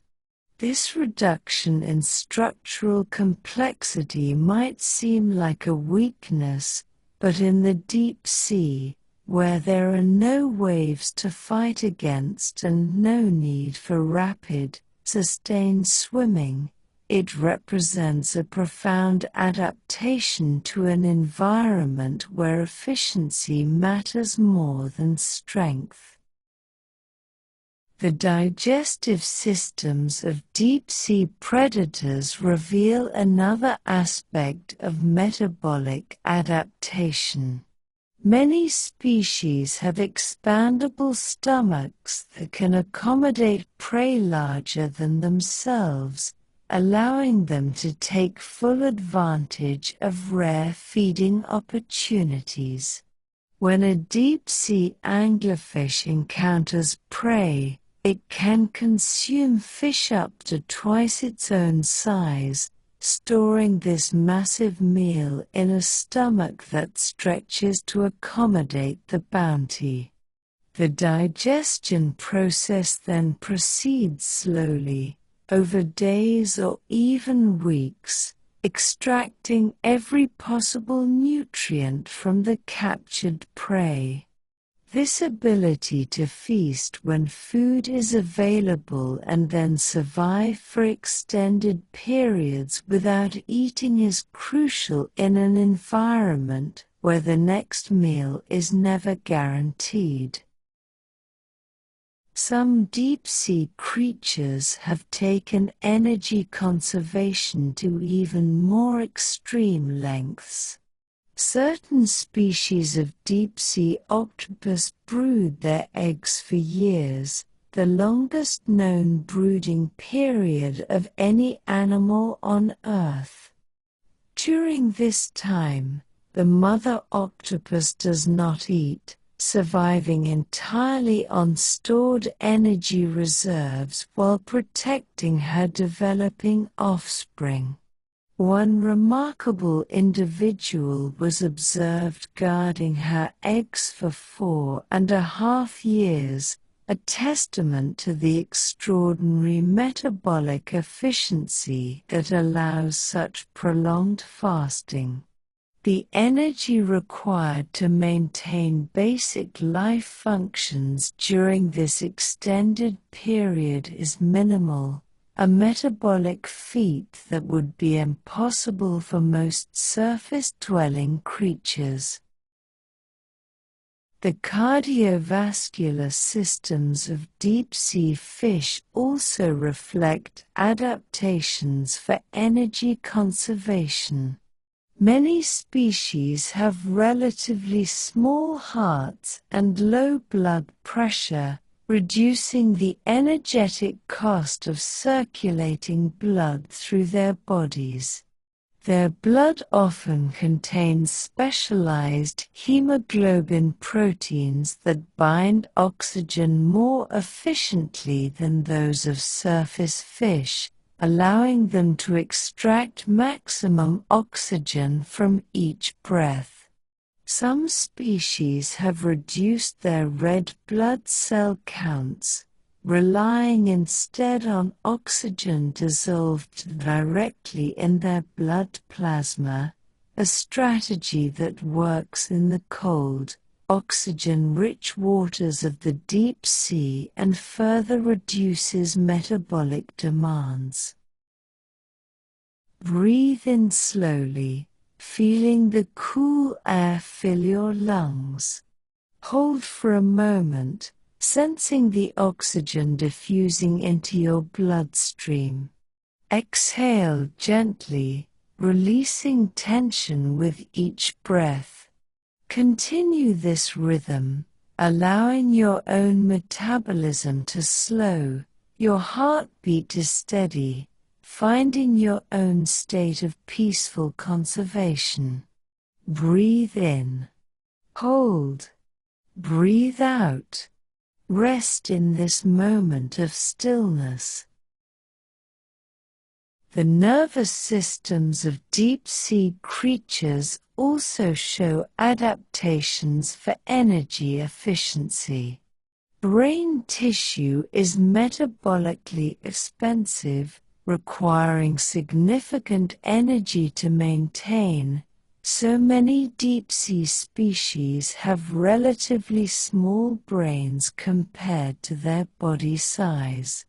However, these compact brains are highly specialized, with neural circuits optimized for the specific tasks necessary for survival in the deep sea. The sensory processing centers are often enlarged, particularly those dealing with chemical detection and pressure sensitivity, while areas devoted to complex social behaviors or rapid decision-making may be reduced or absent.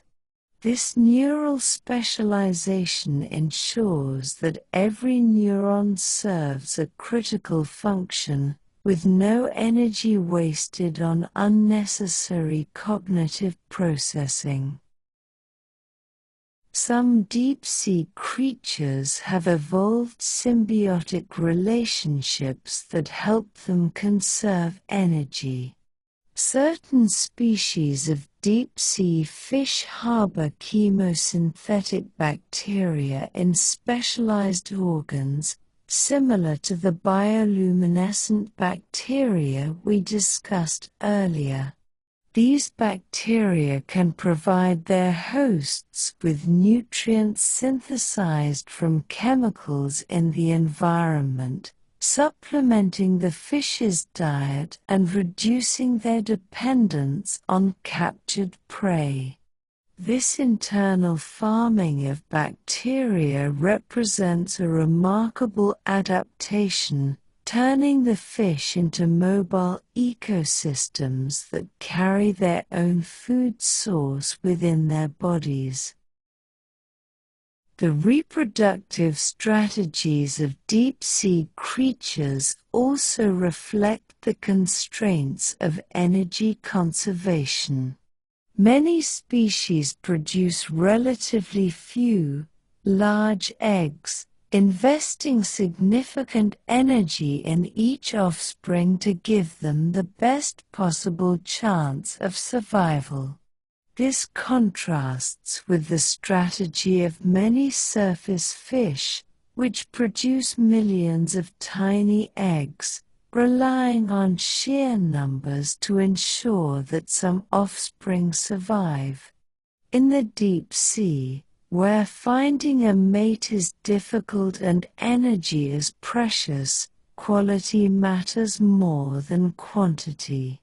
The large eggs contain substantial yolk reserves, providing developing embryos with the energy they need to grow without feeding, sometimes for months or even years. Some deep-sea fish have evolved a reproductive strategy called parasitic mating, most famously seen in certain species of anglerfish. In these species, the tiny male fish, sometimes 100 times smaller than the female, attaches himself permanently to the female's body, fusing with her tissues and becoming essentially a parasitic appendage. The male loses most of his organs, including his eyes and digestive system, receiving all his nutrients from the female's bloodstream. In return, he provides sperm whenever the female is ready to reproduce. This bizarre arrangement solves the problem of finding a mate in the vast darkness of the deep sea while minimizing the metabolic cost of maintaining a separate male individual. The growth rates of deep-sea creatures are typically very slow, another reflection of their low metabolic rates. A deep-sea fish might take decades to reach maturity, growing incrementally year after year in the cold, food-poor environment. This slow growth means that deep-sea ecosystems are particularly vulnerable to overfishing, as populations cannot quickly recover from depletion. The ancient fish pulled up from the depths might be older than the fishermen who catch them, individuals that have survived for a century or more in the eternal darkness, their slow metabolism allowing them to persist through decades of scarcity.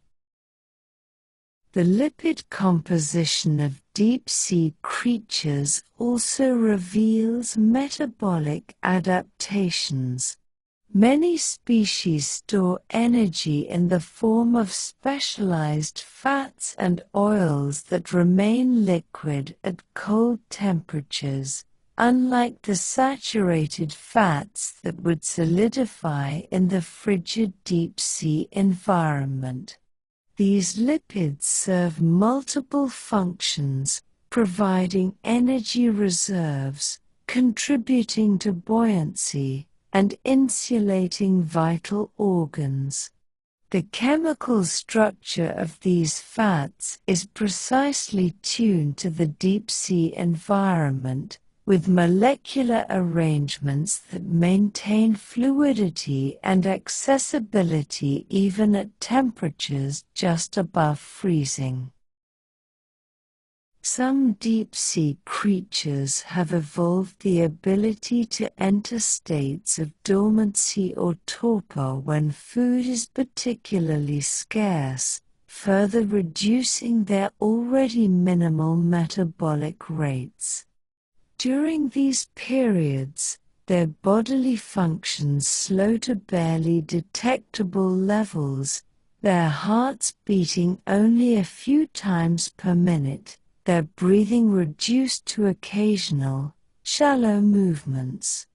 They drift in the darkness, suspended between life and death, waiting for conditions to improve, for food to arrive, for the opportunity to resume active life. This ability to pause, to wait, to endure, represents perhaps the ultimate adaptation to an environment defined by scarcity and patience. The mitochondria within the cells of deep-sea creatures, the tiny organelles responsible for producing energy, show their own adaptations to the deep-sea environment. These cellular power plants are often more numerous in deep-sea species, compensating for their slower operation with greater numbers. The inner membranes of these mitochondria, where energy production occurs, may have specialized lipid compositions that maintain their function under high pressure. The enzymes within the mitochondria are adapted to work efficiently in cold temperatures, ensuring that energy production continues even in the near-freezing waters of the abyss. The immune systems of deep-sea creatures also reflect metabolic constraints. Maintaining a robust immune system is energetically expensive, requiring the constant production of immune cells and antibodies. Some deep-sea species have reduced immune function compared to their surface-dwelling relatives, a calculated trade-off that frees up energy for other essential functions. However, the cold temperatures and high pressures of the deep sea may also reduce the activity of pathogens, making a less robust immune system a viable strategy in this environment. As we contemplate these metabolic adaptations, we begin to understand that life in the deep sea is fundamentally about efficiency, about doing more with less, about surviving in a world where every calorie is precious and waste is not an option. These creatures have stripped away everything unnecessary, refining their biology to its essential core, becoming living examples of elegant simplicity. In their metabolic strategies, we see a kind of wisdom, a patient acceptance of limitation, a willingness to slow down, to wait, to persist through scarcity with grace and resilience. Among the countless species that inhabit the deep sea, certain creatures stand out for their remarkable specializations, their unique adaptations that push the boundaries of what we thought possible in living organisms. These are the specialists, the extremophiles, the creatures that have evolved to occupy ecological niches so specific, so demanding, that they represent the pinnacle of adaptation to the deep-sea environment. Let us begin with the barrel-eye fish, a creature so unusual in its appearance that it seems almost alien. This small fish, typically only about 6 inches long, possesses one of the most extraordinary visual systems in the animal kingdom. Its eyes are tubular, pointing upward through a transparent, fluid-filled dome that covers the top of its head. This dome, made of transparent tissue, protects the delicate eyes while allowing the fish to see through the top of its own head, scanning the waters above for the silhouettes of prey or the bioluminescent displays of other creatures. The eyes themselves are packed with rod cells, the photoreceptors specialized for detecting dim light, giving the barrel-eye exceptional sensitivity in the darkness of the mesopelagic zone. But the truly remarkable feature of the barrel-eye is its ability to rotate its eyes within its transparent head. When the fish spots prey above, it can rotate its tubular eyes forward, allowing it to see where it's going as it swims upward to capture its meal. This flexibility, discovered only recently through observations of living specimens, reveals a level of visual sophistication that scientists had not previously imagined. The barrel-eye's transparent head, once thought to be a fixed structure, is actually a flexible adaptation that allows the fish to switch between upward-looking surveillance mode and forward-looking hunting mode, a remarkable solution to the challenge of finding food in the three-dimensional darkness of the deep sea. Consider next the vampire squid, a creature whose name evokes horror, but whose reality is far more fascinating than frightening. Despite its name, the vampire squid is not actually a squid, nor does it feed on blood.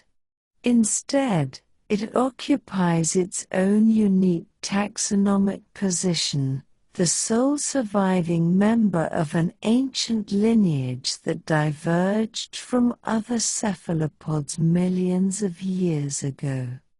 The vampire squid lives in the oxygen minimum zone, a layer of water where oxygen concentrations are so low that most creatures cannot survive. Here, in this suffocating environment, the vampire squid has found a refuge from predators, adapting to conditions that would be lethal to most other animals. The vampire squid's adaptations to low oxygen are remarkable. Its blood contains specialized hemocyanin proteins that bind oxygen with exceptional efficiency, allowing it to extract every available oxygen molecule from the depleted water.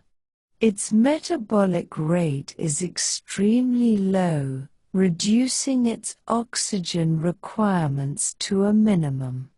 When threatened, the vampire squid can invert its webbed arms over its body, transforming itself into a spiky ball covered with fleshy projections called cirri, which may confuse or deter predators. The inside surfaces of its arms are studded with photophores that can produce disorienting flashes of bioluminescent light, and the squid can also eject a cloud of bioluminescent mucus rather than ink, creating a glowing decoy that distracts predators while the squid escapes into the darkness. Perhaps most remarkably, the vampire squid is a detritivore, feeding on marine snow, the constant rain of organic particles that falls from the surface waters. It uses two specialized filaments, retractile structures that can extend to many times the length of its body, to collect particles of marine snow. These filaments are covered with tiny hair-like projections that trap particles, which the squid then draws back to its mouth, scraping off the collected food with specialized appendages. This feeding strategy, unique among cephalopods, allows the vampire squid to survive in an environment where active predation would be too energetically expensive.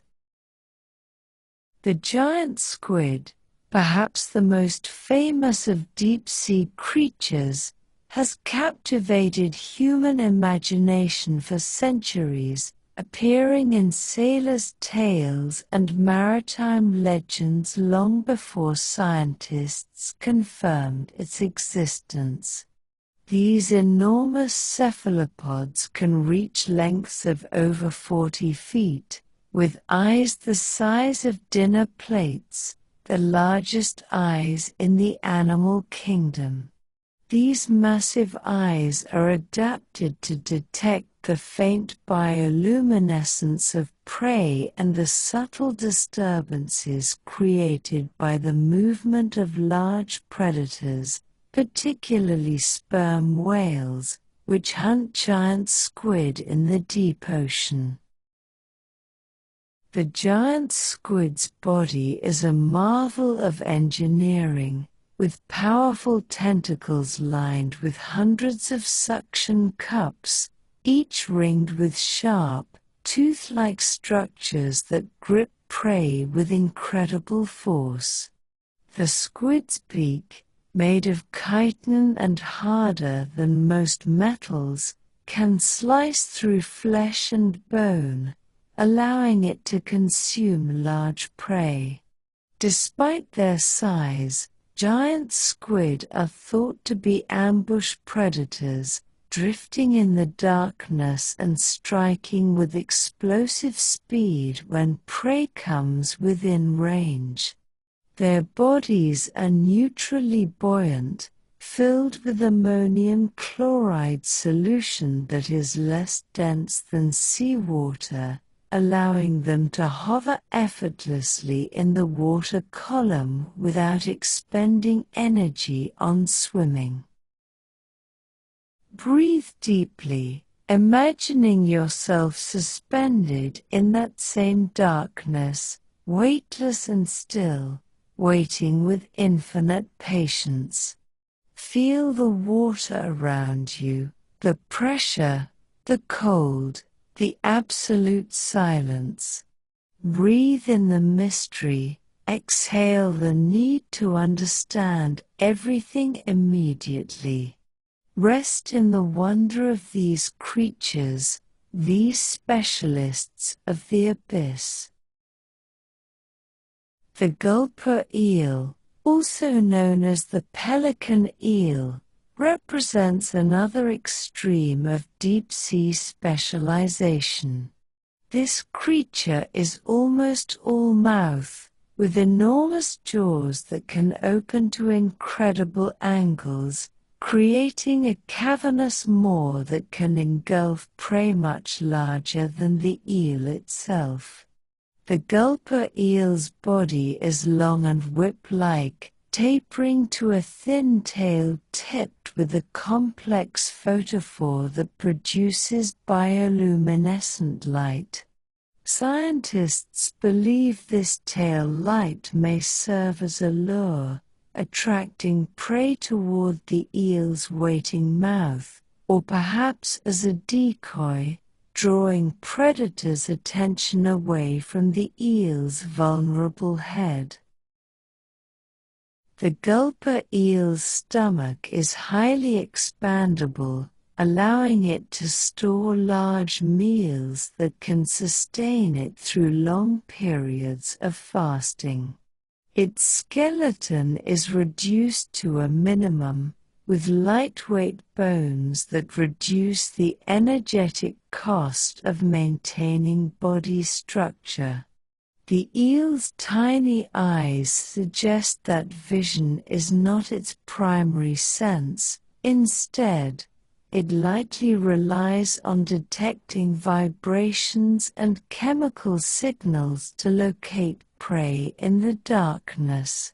The gulper eel's extreme specialization for consuming large, infrequent meals represents an adaptation to an environment where food is scarce and unpredictable, where the ability to take advantage of rare opportunities can mean the difference between survival and starvation. The fangtooth fish, despite its fearsome appearance, is actually quite small, typically only about 6 inches long. But what it lacks in size, it makes up for in dental equipment. The fangtooth has the largest teeth relative to body size of any fish in the ocean, with 2 enormous fangs on its lower jaw that are so long that the fish has special sockets in its upper jaw to accommodate them when its mouth is closed. These teeth are used to impale prey, which the fangtooth hunts by swimming through the water with its mouth open, relying on chance encounters in the darkness. The fangtooth lives at depths where pressure is immense and food is scarce. Its body is covered with small, sharp scales, and its bones are honeycombed with cavities that reduce their weight while maintaining structural integrity. The fish's lateral line system, a series of sensory organs that detect vibrations and pressure changes in the water, is highly developed, allowing it to sense the movements of prey and predators in the absolute darkness of its habitat. Young fangtooth fish look completely different from adults, with different body shapes and living at different depths, a phenomenon called ontogenetic migration that allows the species to exploit different ecological niches at different life stages. The tripod fish represents a different kind of specialization, adapted not for swimming through the water column but for standing on the seafloor. This fish has elongated rays on its pectoral and caudal fins that it uses like stilts, propping itself up above the muddy bottom of the abyssal plain. In this elevated position, the tripod fish faces into the current, using its sensitive lateral line system and specialized sensory organs to detect tiny crustaceans and other prey drifting past in the water. When it detects prey, it strikes with remarkable speed, capturing the food and then returning to its stationary position. The tripod fish's lifestyle is one of extreme energy conservation. By remaining stationary and letting food come to it, the fish minimizes energy expenditure, a crucial adaptation in the food-poor environment of the abyssal plain. Some tripod fish are hermaphrodites, possessing both male and female reproductive organs, an adaptation that may help solve the problem of finding mates in the vast, sparsely populated expanses of the deep seafloor. When two tripod fish do encounter each other, they can both produce eggs and sperm, doubling the reproductive output of the meeting. The Dumbo octopus, named for the ear-like fins that protrude from its head, resembling the ears of Disney's flying elephant, is one of the deepest living octopuses, found at depths of up to 23,000 feet. These small octopuses, typically only about 8 to 12 inches long, use their ear-like fins to propel themselves through the water, flapping them like wings to swim gracefully through the darkness. These ear-like fins not only allow for efficient swimming but also help the Dumbo octopus maneuver with precision in the tight spaces of the deep sea, avoiding obstacles and positioning itself for hunting. The octopus feeds primarily on small crustaceans and worms, using its beak to crush prey and its arms to manipulate food. Unlike many shallow water octopuses, the Dumbo does not rely on jet propulsion but instead uses its fins for a more energy-efficient form of locomotion, conserving precious energy in the cold, food-scarce depths. The skin of the Dumbo octopus is highly adaptable, capable of changing texture and color, though in the darkness of the deep sea, color changes serve more for communication or camouflage against faint bioluminescent light than for visual display.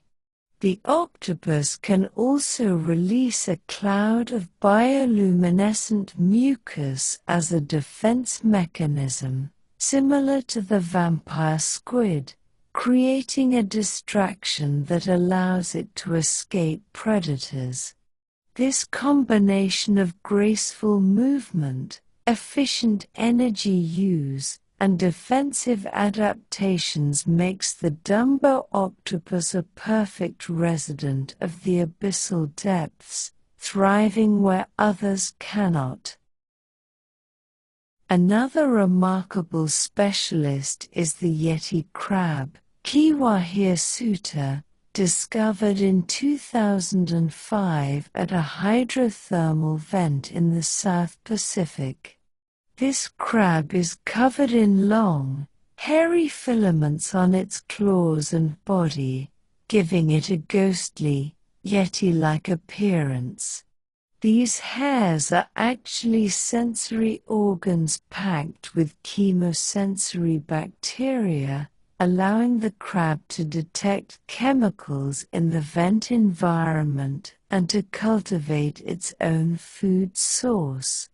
The Yeti crab waves its claws in the vent fluids, farming the bacteria that grow on the hairs, then brushes the bacteria into its mouth, a unique form of chemosynthetic nutrition that supplements its diet of mussels and other vent organisms. The Yeti crab's adaptations to the extreme conditions of hydrothermal vents are profound.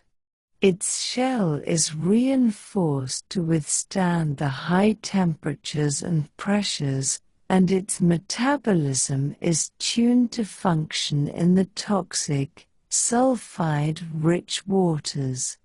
The crab's symbiotic relationship with the bacteria on its hairs represents a form of horizontal symbiosis, where the crab provides a habitat and the bacteria provide food, allowing the crab to thrive in an environment where traditional photosynthesis-based food chains do not exist. This discovery expanded our understanding of life at vents, showing how even crustaceans can evolve such intimate partnerships with microbes. The snipe eel, with its long, thin body and beak-like jaws, is another deep-sea oddity, adapted for a life of probing the darkness for prey. This eel can reach lengths of over 6 feet, but its body is so slender that it resembles a living needle. The snipe eel's jaws are equipped with tiny, backward-pointing teeth that prevent prey from escaping once captured, and it feeds on small fish and crustaceans that it encounters while drifting in the water column. Its eyes are small, suggesting reliance on other senses, but recent studies have revealed that it possesses electroreceptors, allowing it to detect the electrical fields generated by the muscle contractions of nearby prey. This electrosensory ability is a common adaptation in the deep sea, where visibility is limited, and it allows the snipe eel to hunt effectively in total darkness. The eel's body is gelatinous and flexible, reducing its density and allowing neutral buoyancy, while its slow metabolism enables long periods without feeding. The snipe eel's lifestyle of patient drifting and opportunistic strikes embodies the deep-sea ethos of energy conservation, waiting for prey to come close before expending the minimal effort needed to capture it.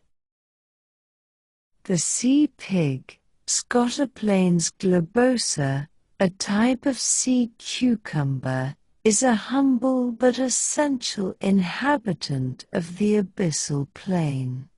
These small, pinkish creatures, about 4 inches long, waddle across the seafloor on tube feet, their bodies raised slightly above the sediment.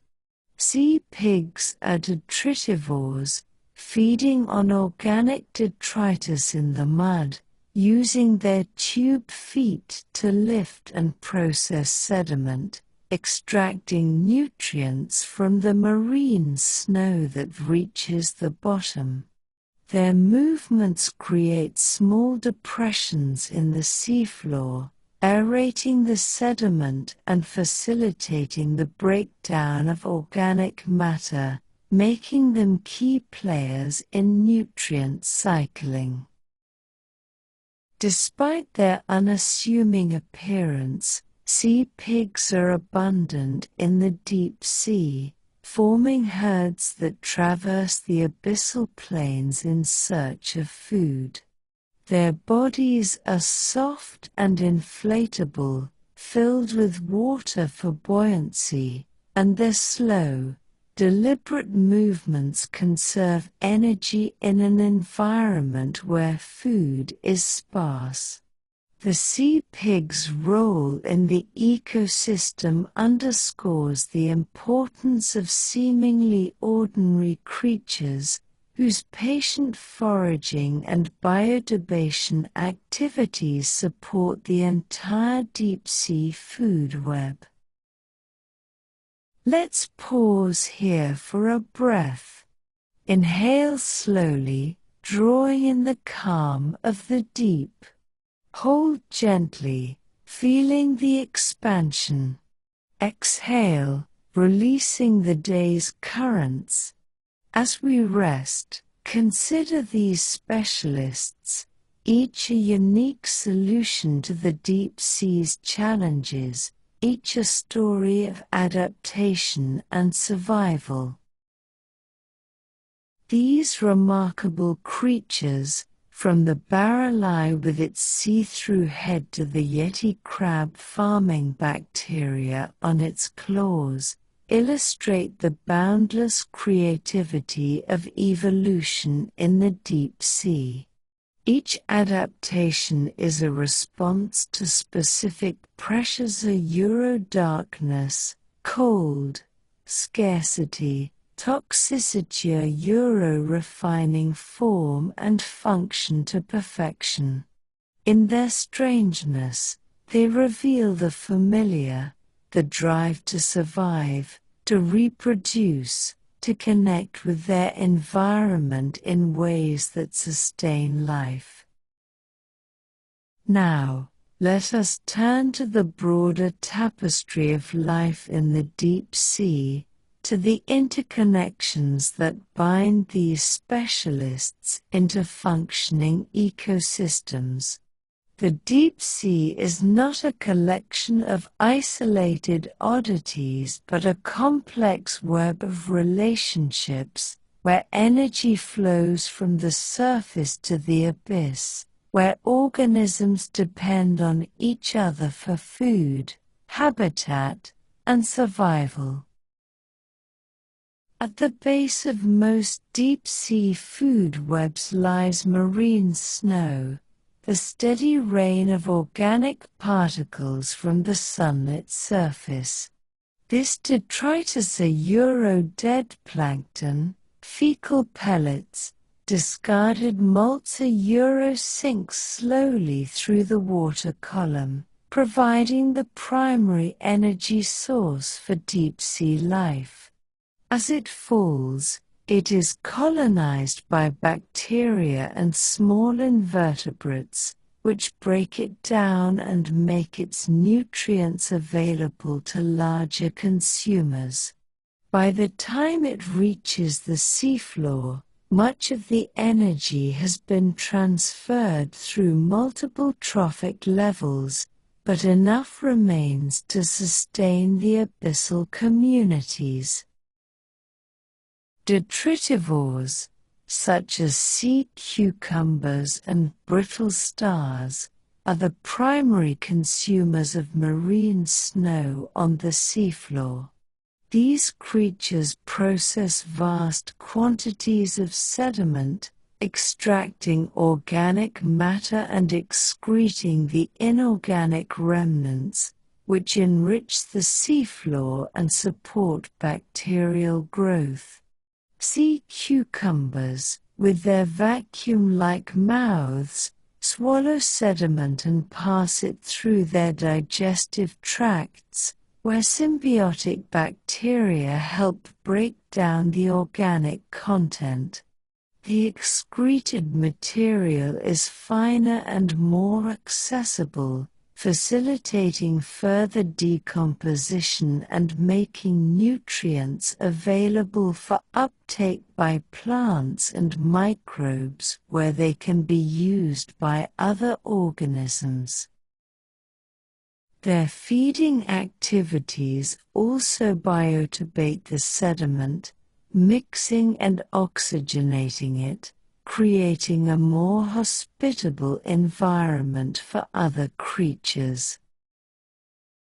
Filter feeders, such as glass sponges and certain types of sea anemones, strain particles from the water column, capturing marine snow as it falls.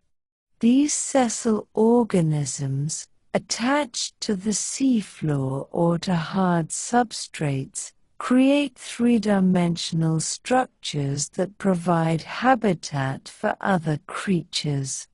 A single large glass sponge can host dozens of species of small invertebrates and fish, creating a biodiversity hotspot in the otherwise sparse abyssal plain.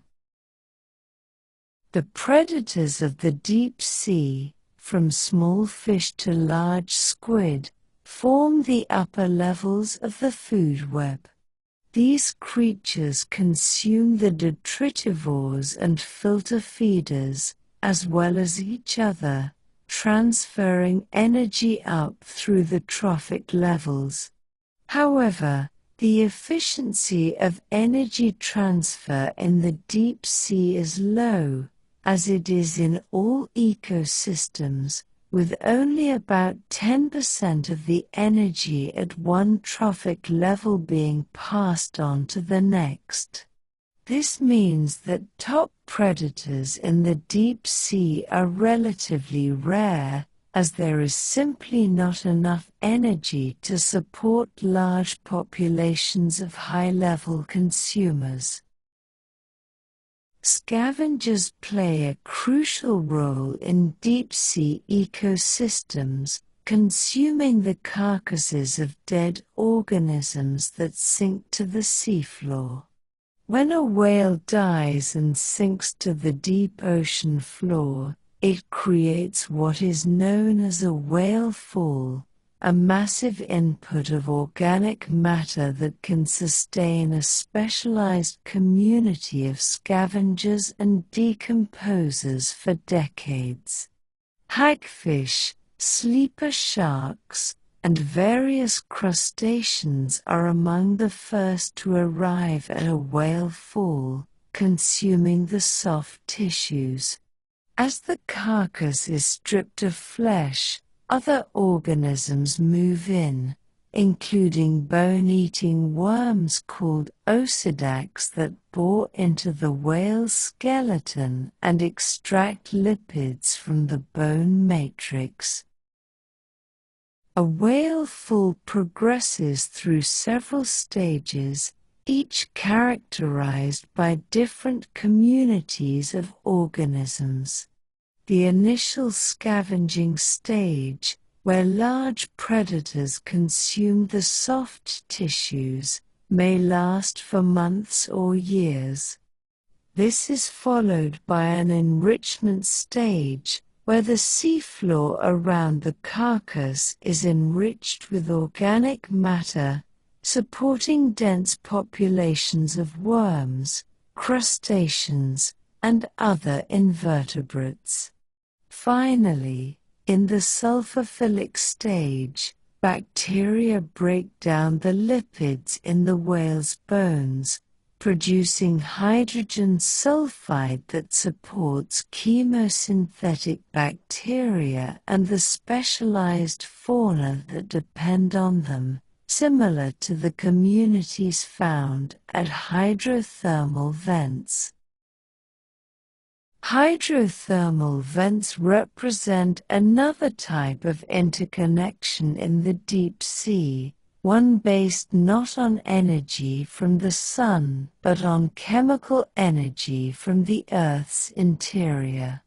The chemosynthetic bacteria that form the base of vent food webs convert chemicals in the vent fluids into organic matter, supporting dense communities of specialized organisms.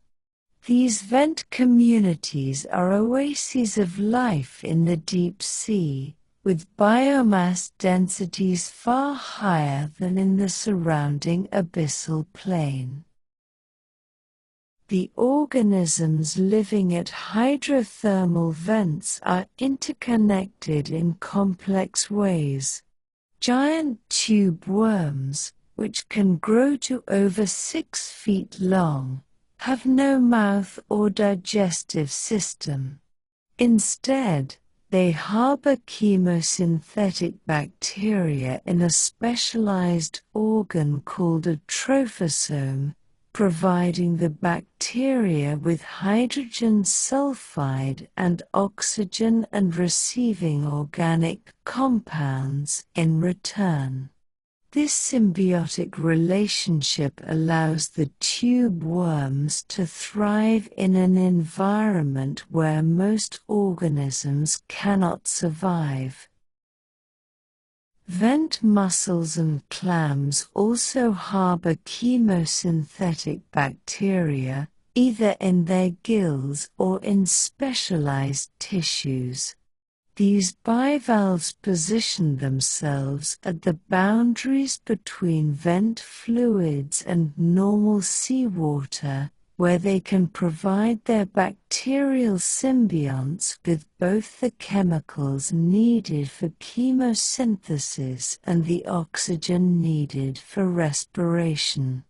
The bacteria, in turn, provide the bivalves with nutrition, allowing them to grow to large sizes despite the absence of photosynthetically derived food.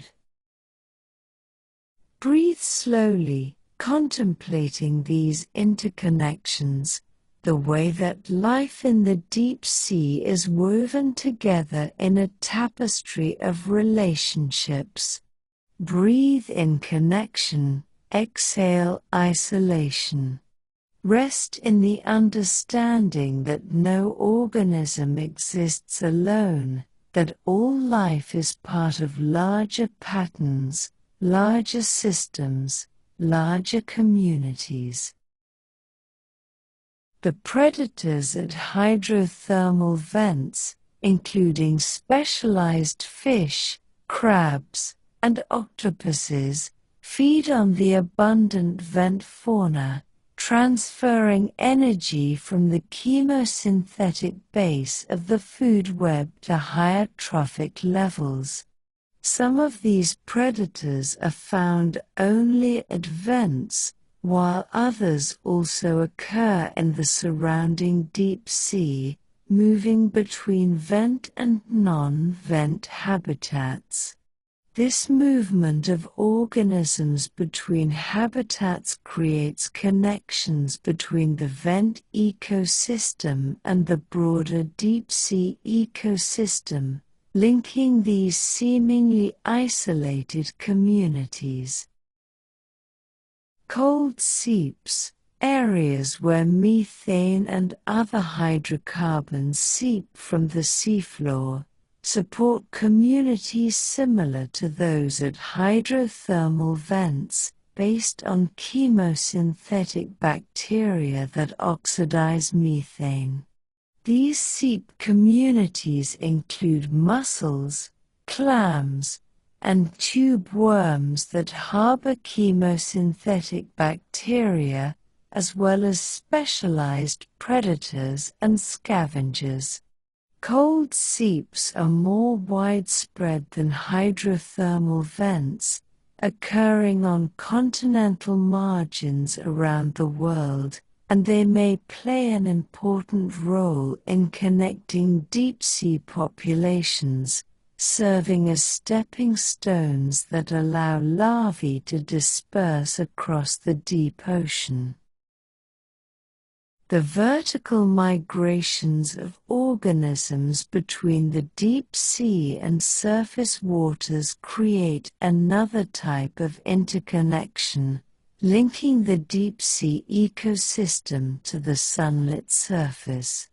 Many species of fish, squid, and crustaceans migrate vertically each day, spending the daylight hours in the deep sea to avoid predators and moving up to surface waters at night to feed. These vertical migrants transport energy and nutrients from the surface to the deep sea, both through their own metabolism and excretion and through their eventual death and sinking. The magnitude of this vertical migration is staggering. The deep scattering layer, a layer of organisms that appears on sonar as a false bottom, is composed primarily of vertically migrating fish and crustaceans. This layer can be hundreds of feet thick and extends across entire ocean basins, representing one of the largest migrations of biomass on Earth. The organisms in the deep scattering layer consume vast quantities of plankton in surface waters each night and transport a significant fraction of this energy to the deep sea, where it supports deep-sea predators and scavengers. The interconnections in deep-sea ecosystems extend beyond direct feeding relationships to include more subtle interactions. Some organisms provide habitat for others, like the glass sponges that host diverse communities of small invertebrates. Others modify the physical environment in ways that benefit other species, like the biodebating activities of sea cucumbers that oxygenate sediments. Still others engage in symbiotic relationships, like the chemosynthetic bacteria that live inside vent organisms or the bioluminescent bacteria that inhabit the light organs of fish and squid. Competition and predation structure deep-sea communities, determining which species can coexist and in what abundances. The scarcity of resources in the deep sea means that competition for food can be intense, favoring species that are most efficient at finding and consuming scarce resources. Predation pressure shapes the evolution of defensive adaptations, from the bioluminescent decoys of the vampire squid to the gelatinous, unpalatable bodies of many deep-sea creatures. The deep-sea ecosystem is also connected to human activities in ways that are becoming increasingly apparent. Deep-sea fishing has depleted populations of some species, disrupting food webs and altering community structure. Bottom trawling, a fishing method that drags heavy nets across the seafloor, destroys habitat and kills non-target species, with effects that can persist for decades or centuries. The dumping of waste in the deep ocean, including plastics and other pollutants, introduces contaminants that accumulate in deep-sea food webs, potentially affecting organisms at all trophic levels. Climate change is also affecting the deep sea, though the impacts are complex and not fully understood. Changes in surface ocean temperature and productivity alter the flux of organic matter to the deep sea, potentially affecting food availability for deep-sea organisms. Ocean acidification, caused by the absorption of carbon dioxide from the atmosphere, may affect deep-sea organisms with calcium carbonate shells or skeletons. Changes in ocean circulation could alter the distribution of oxygen in the deep sea, expanding or contracting oxygen minimum zones and affecting the organisms that live in or near these zones. Mining for minerals in the deep sea, particularly at hydrothermal vents and on abyssal plains rich in polymetallic nodules, represents a new and potentially devastating threat to deep-sea ecosystems. The removal of mineral deposits would destroy habitat and kill organisms directly, while the sediment plumes created by mining operations could spread over vast areas, smothering organisms and disrupting food webs. The slow growth rates and low reproductive rates of many deep-sea species mean that recovery from such disturbances could take centuries or millennia, if it occurs at all. Understanding the interconnections in deep-sea ecosystems is crucial for their conservation and management. The deep sea is not a frontier to be exploited without consequence, but a functioning ecosystem that provides important services, from carbon sequestration to nutrient cycling to the maintenance of biodiversity. The creatures of the deep sea, connected to each other and to the surface world in myriad ways, remind us that all parts of the ocean are linked, that disturbances in one area can have far-reaching effects, and that the health of the deep sea is intimately connected to the health of the entire planet. As we emerge from our journey through the deep sea, rising slowly through the layers of the ocean like a deep-sea creature ascending toward the light, we carry with us new understanding, new wonder, and perhaps new questions about life, adaptation, and our own place in the natural world. The deep sea, in all its darkness and mystery, has revealed itself to be not a barren wasteland but a realm of extraordinary life, where creatures have evolved remarkable adaptations to survive and thrive in conditions that seem impossible. In the bioluminescent displays of deep-sea organisms, we have seen how life creates its own light in the darkness, how communication and survival can occur through the language of living light. In the pressure-resistant proteins and specialized biochemistry of deep-sea creatures, we have witnessed the molecular innovations that allow life to persist under crushing pressure. In the enormous eyes and specialized visual systems of deep-sea fish, we have discovered how vision can be maintained even in near-total darkness, how evolution can push the boundaries of what seems physically possible.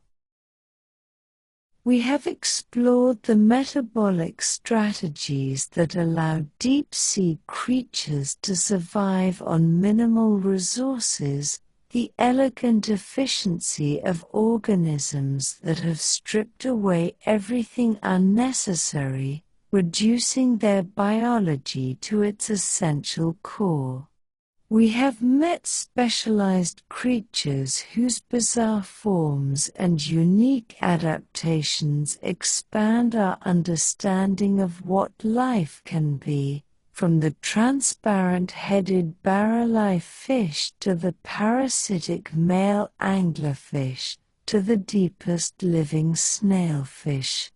We have considered the sensory world of the deep, the alternative ways of perceiving reality through pressure waves, chemical trails, electrical fields, and touch, reminding us that our own perception is just one of many possible ways of experiencing the world. We have contemplated the challenges of reproduction in the deep sea, the patient, slow rhythms of life cycles that unfold over decades or centuries, the diverse strategies that ensure the continuation of species despite darkness, distance, and scarcity. And we have traced the interconnections that link deep-sea organisms to each other and to the broader ocean ecosystem, revealing the deep sea not as an isolated realm, but as an integral part of the planetary system, connected to surface waters, to human activities, and to the global climate. What can we learn from the deep sea, from these creatures that live in eternal darkness, under crushing pressure, in cold and scarcity? Perhaps we can learn about resilience, about the ability of life to adapt to even the most extreme conditions, to find solutions to seemingly impossible challenges. The deep-sea creatures, thriving in an environment that would kill us instantly, demonstrate that life is not fragile but remarkably robust, capable of persisting in places we never imagined it could exist. We might also learn about patience, about the value of slow growth, slow metabolism, slow reproduction in a world that often seems to demand speed and urgency.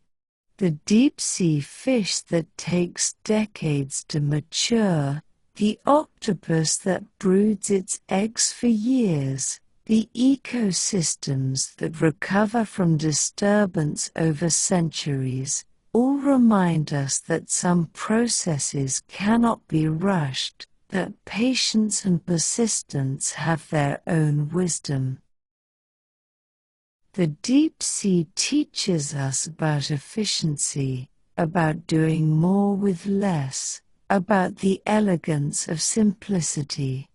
In a world where we often equate more with better, where consumption and waste seem to be the norm, the deep-sea creatures show us an alternative, a way of life based on conservation, on using only what is necessary, on making every resource count. Their metabolic efficiency, their reduced body structures, their patient waiting for food, all speak to a different relationship with resources, one based on respect for scarcity and appreciation for what is available. We might also learn about interconnection, about the way that all life is linked in webs of relationship and mutual dependence. The deep-sea ecosystem, with its food webs, its symbioses, its habitat-creating species, and its nutrient cycles, reminds us that no organism exists in isolation, that we are all part of larger systems, larger communities, larger patterns. The health of the deep sea affects the health of the entire ocean, and the health of the ocean affects the health of the planet, including our own well-being.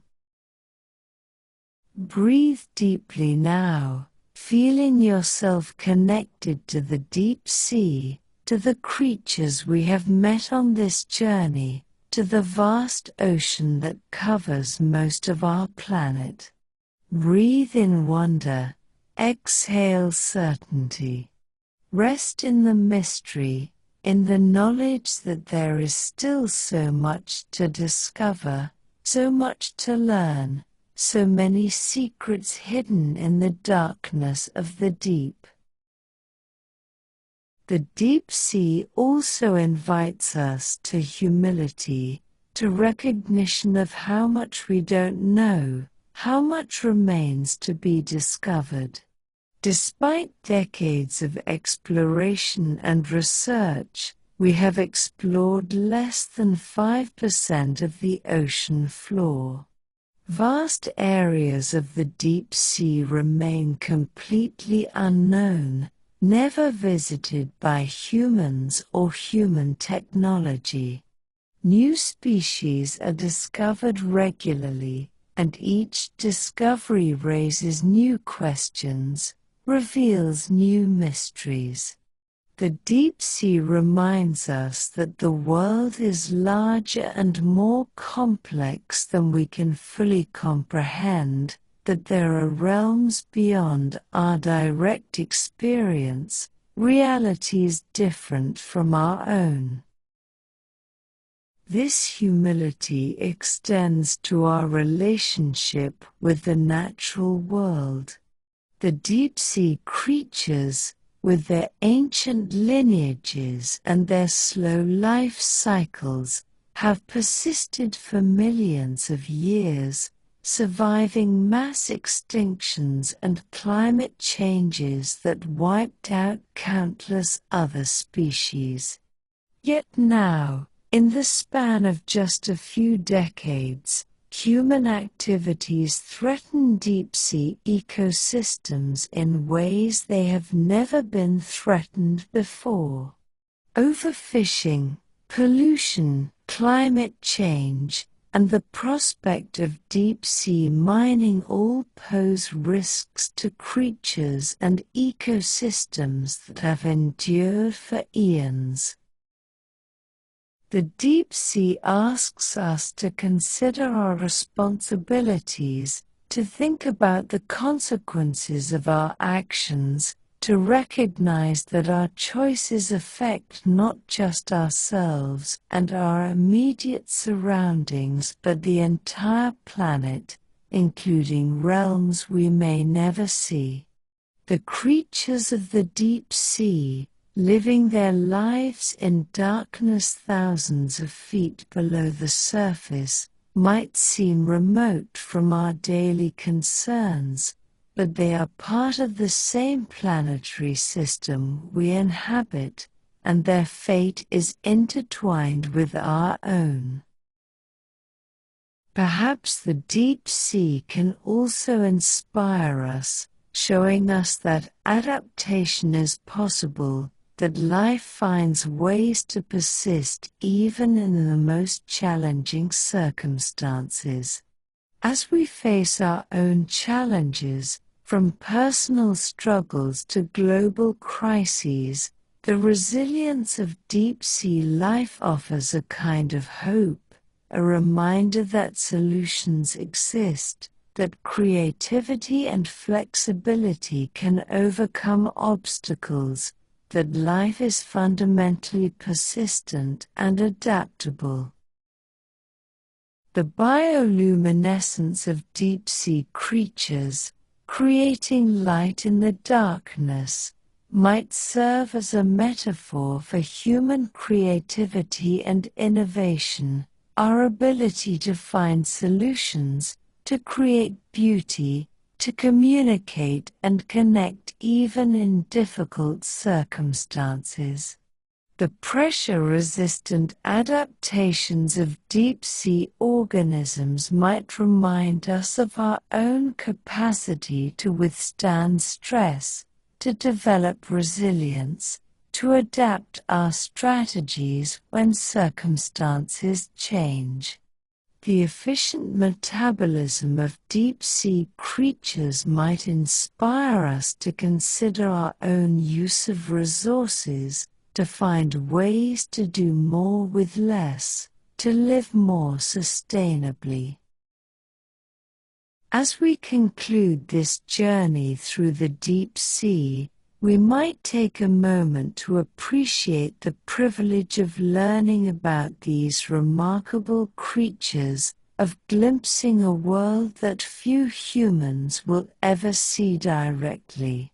The scientists who study the deep sea, who design and operate the submersibles and remotely operated vehicles that explore the abyss, who analyze samples and data to piece together the story of deep-sea life, have given us a gift, expanding our understanding of life on Earth and our place within it.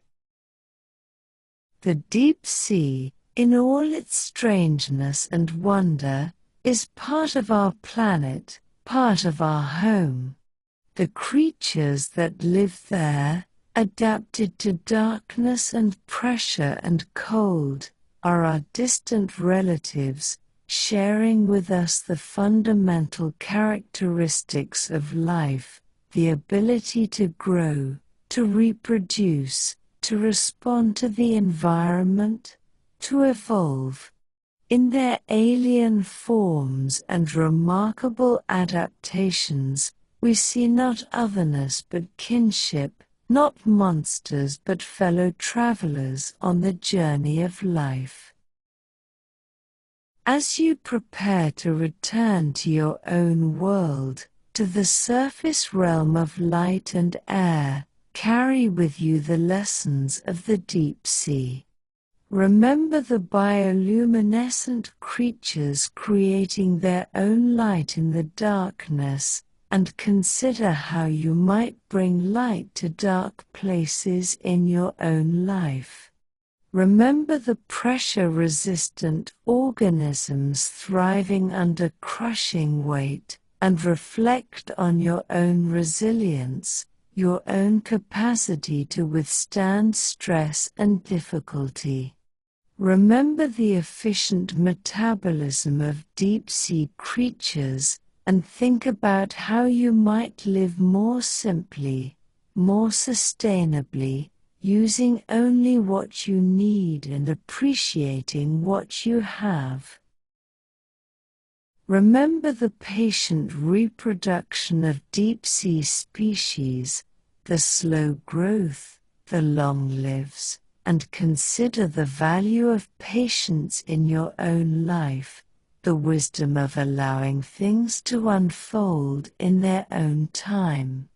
Remember the interconnections of the deep-sea ecosystem, the way that all organisms are linked in webs of relationship, and reflect on your own connections to other people, to other species, to the planet that sustains us all. And remember the mystery of the deep sea, the vast unknown that still awaits exploration, and let that mystery inspire wonder, curiosity, and humility. The world is larger and more complex than we can fully understand, full of hidden realms and undiscovered species, and that is something to celebrate, not to fear. The unknown invites us to keep learning, keep exploring, keep asking questions, keep opening ourselves to new experiences and new understanding. As you drift now towards sleep, let the images of the deep sea accompany you, the bioluminescent displays, the strange and beautiful creatures, the vast darkness punctuated by points of living light. Let the rhythm of your breathing match the slow metabolism of deep-sea organisms, your heartbeat slowing, your body relaxing, your mind settling into stillness. Feel yourself suspended in the darkness, weightless and peaceful, like a deep-sea creature drifting in the water column, conserving energy, waiting patiently, existing in a state of profound calm. The deep sea is always there, beneath the surface, beneath the waves, a realm of mystery and wonder that persists regardless of whether we think about it or not. The creatures of the abyss continue their lives in the darkness, hunting and hiding, glowing and sensing, reproducing and dying, part of the endless cycle of life that has continued for billions of years and will continue long after we are gone. In their persistence, in their adaptation, in their remarkable diversity, they remind us that life is resilient, creative, and endlessly fascinating. Thank you for joining this journey into the deep sea, for opening your mind to these remarkable creatures and their extraordinary adaptations. If you found wonder in these depths, if you discovered something new, if you felt a sense of connection to the hidden realms of our ocean, consider sharing this journey with others. Like and subscribe to continue exploring the natural world together, to keep learning about the incredible diversity of life on Earth, to maintain our sense of wonder about the planet we call home. May your dreams be filled with bioluminescent displays, with strange and beautiful creatures, with the peaceful darkness of the deep sea. May you rest well, sleep deeply, and wake refreshed, carrying with you a new appreciation for the hidden wonders of our world, the remarkable adaptations of life, and the interconnections that link us all. Good night, and may the mysteries of the deep sea inspire your dreams and enrich your waking life.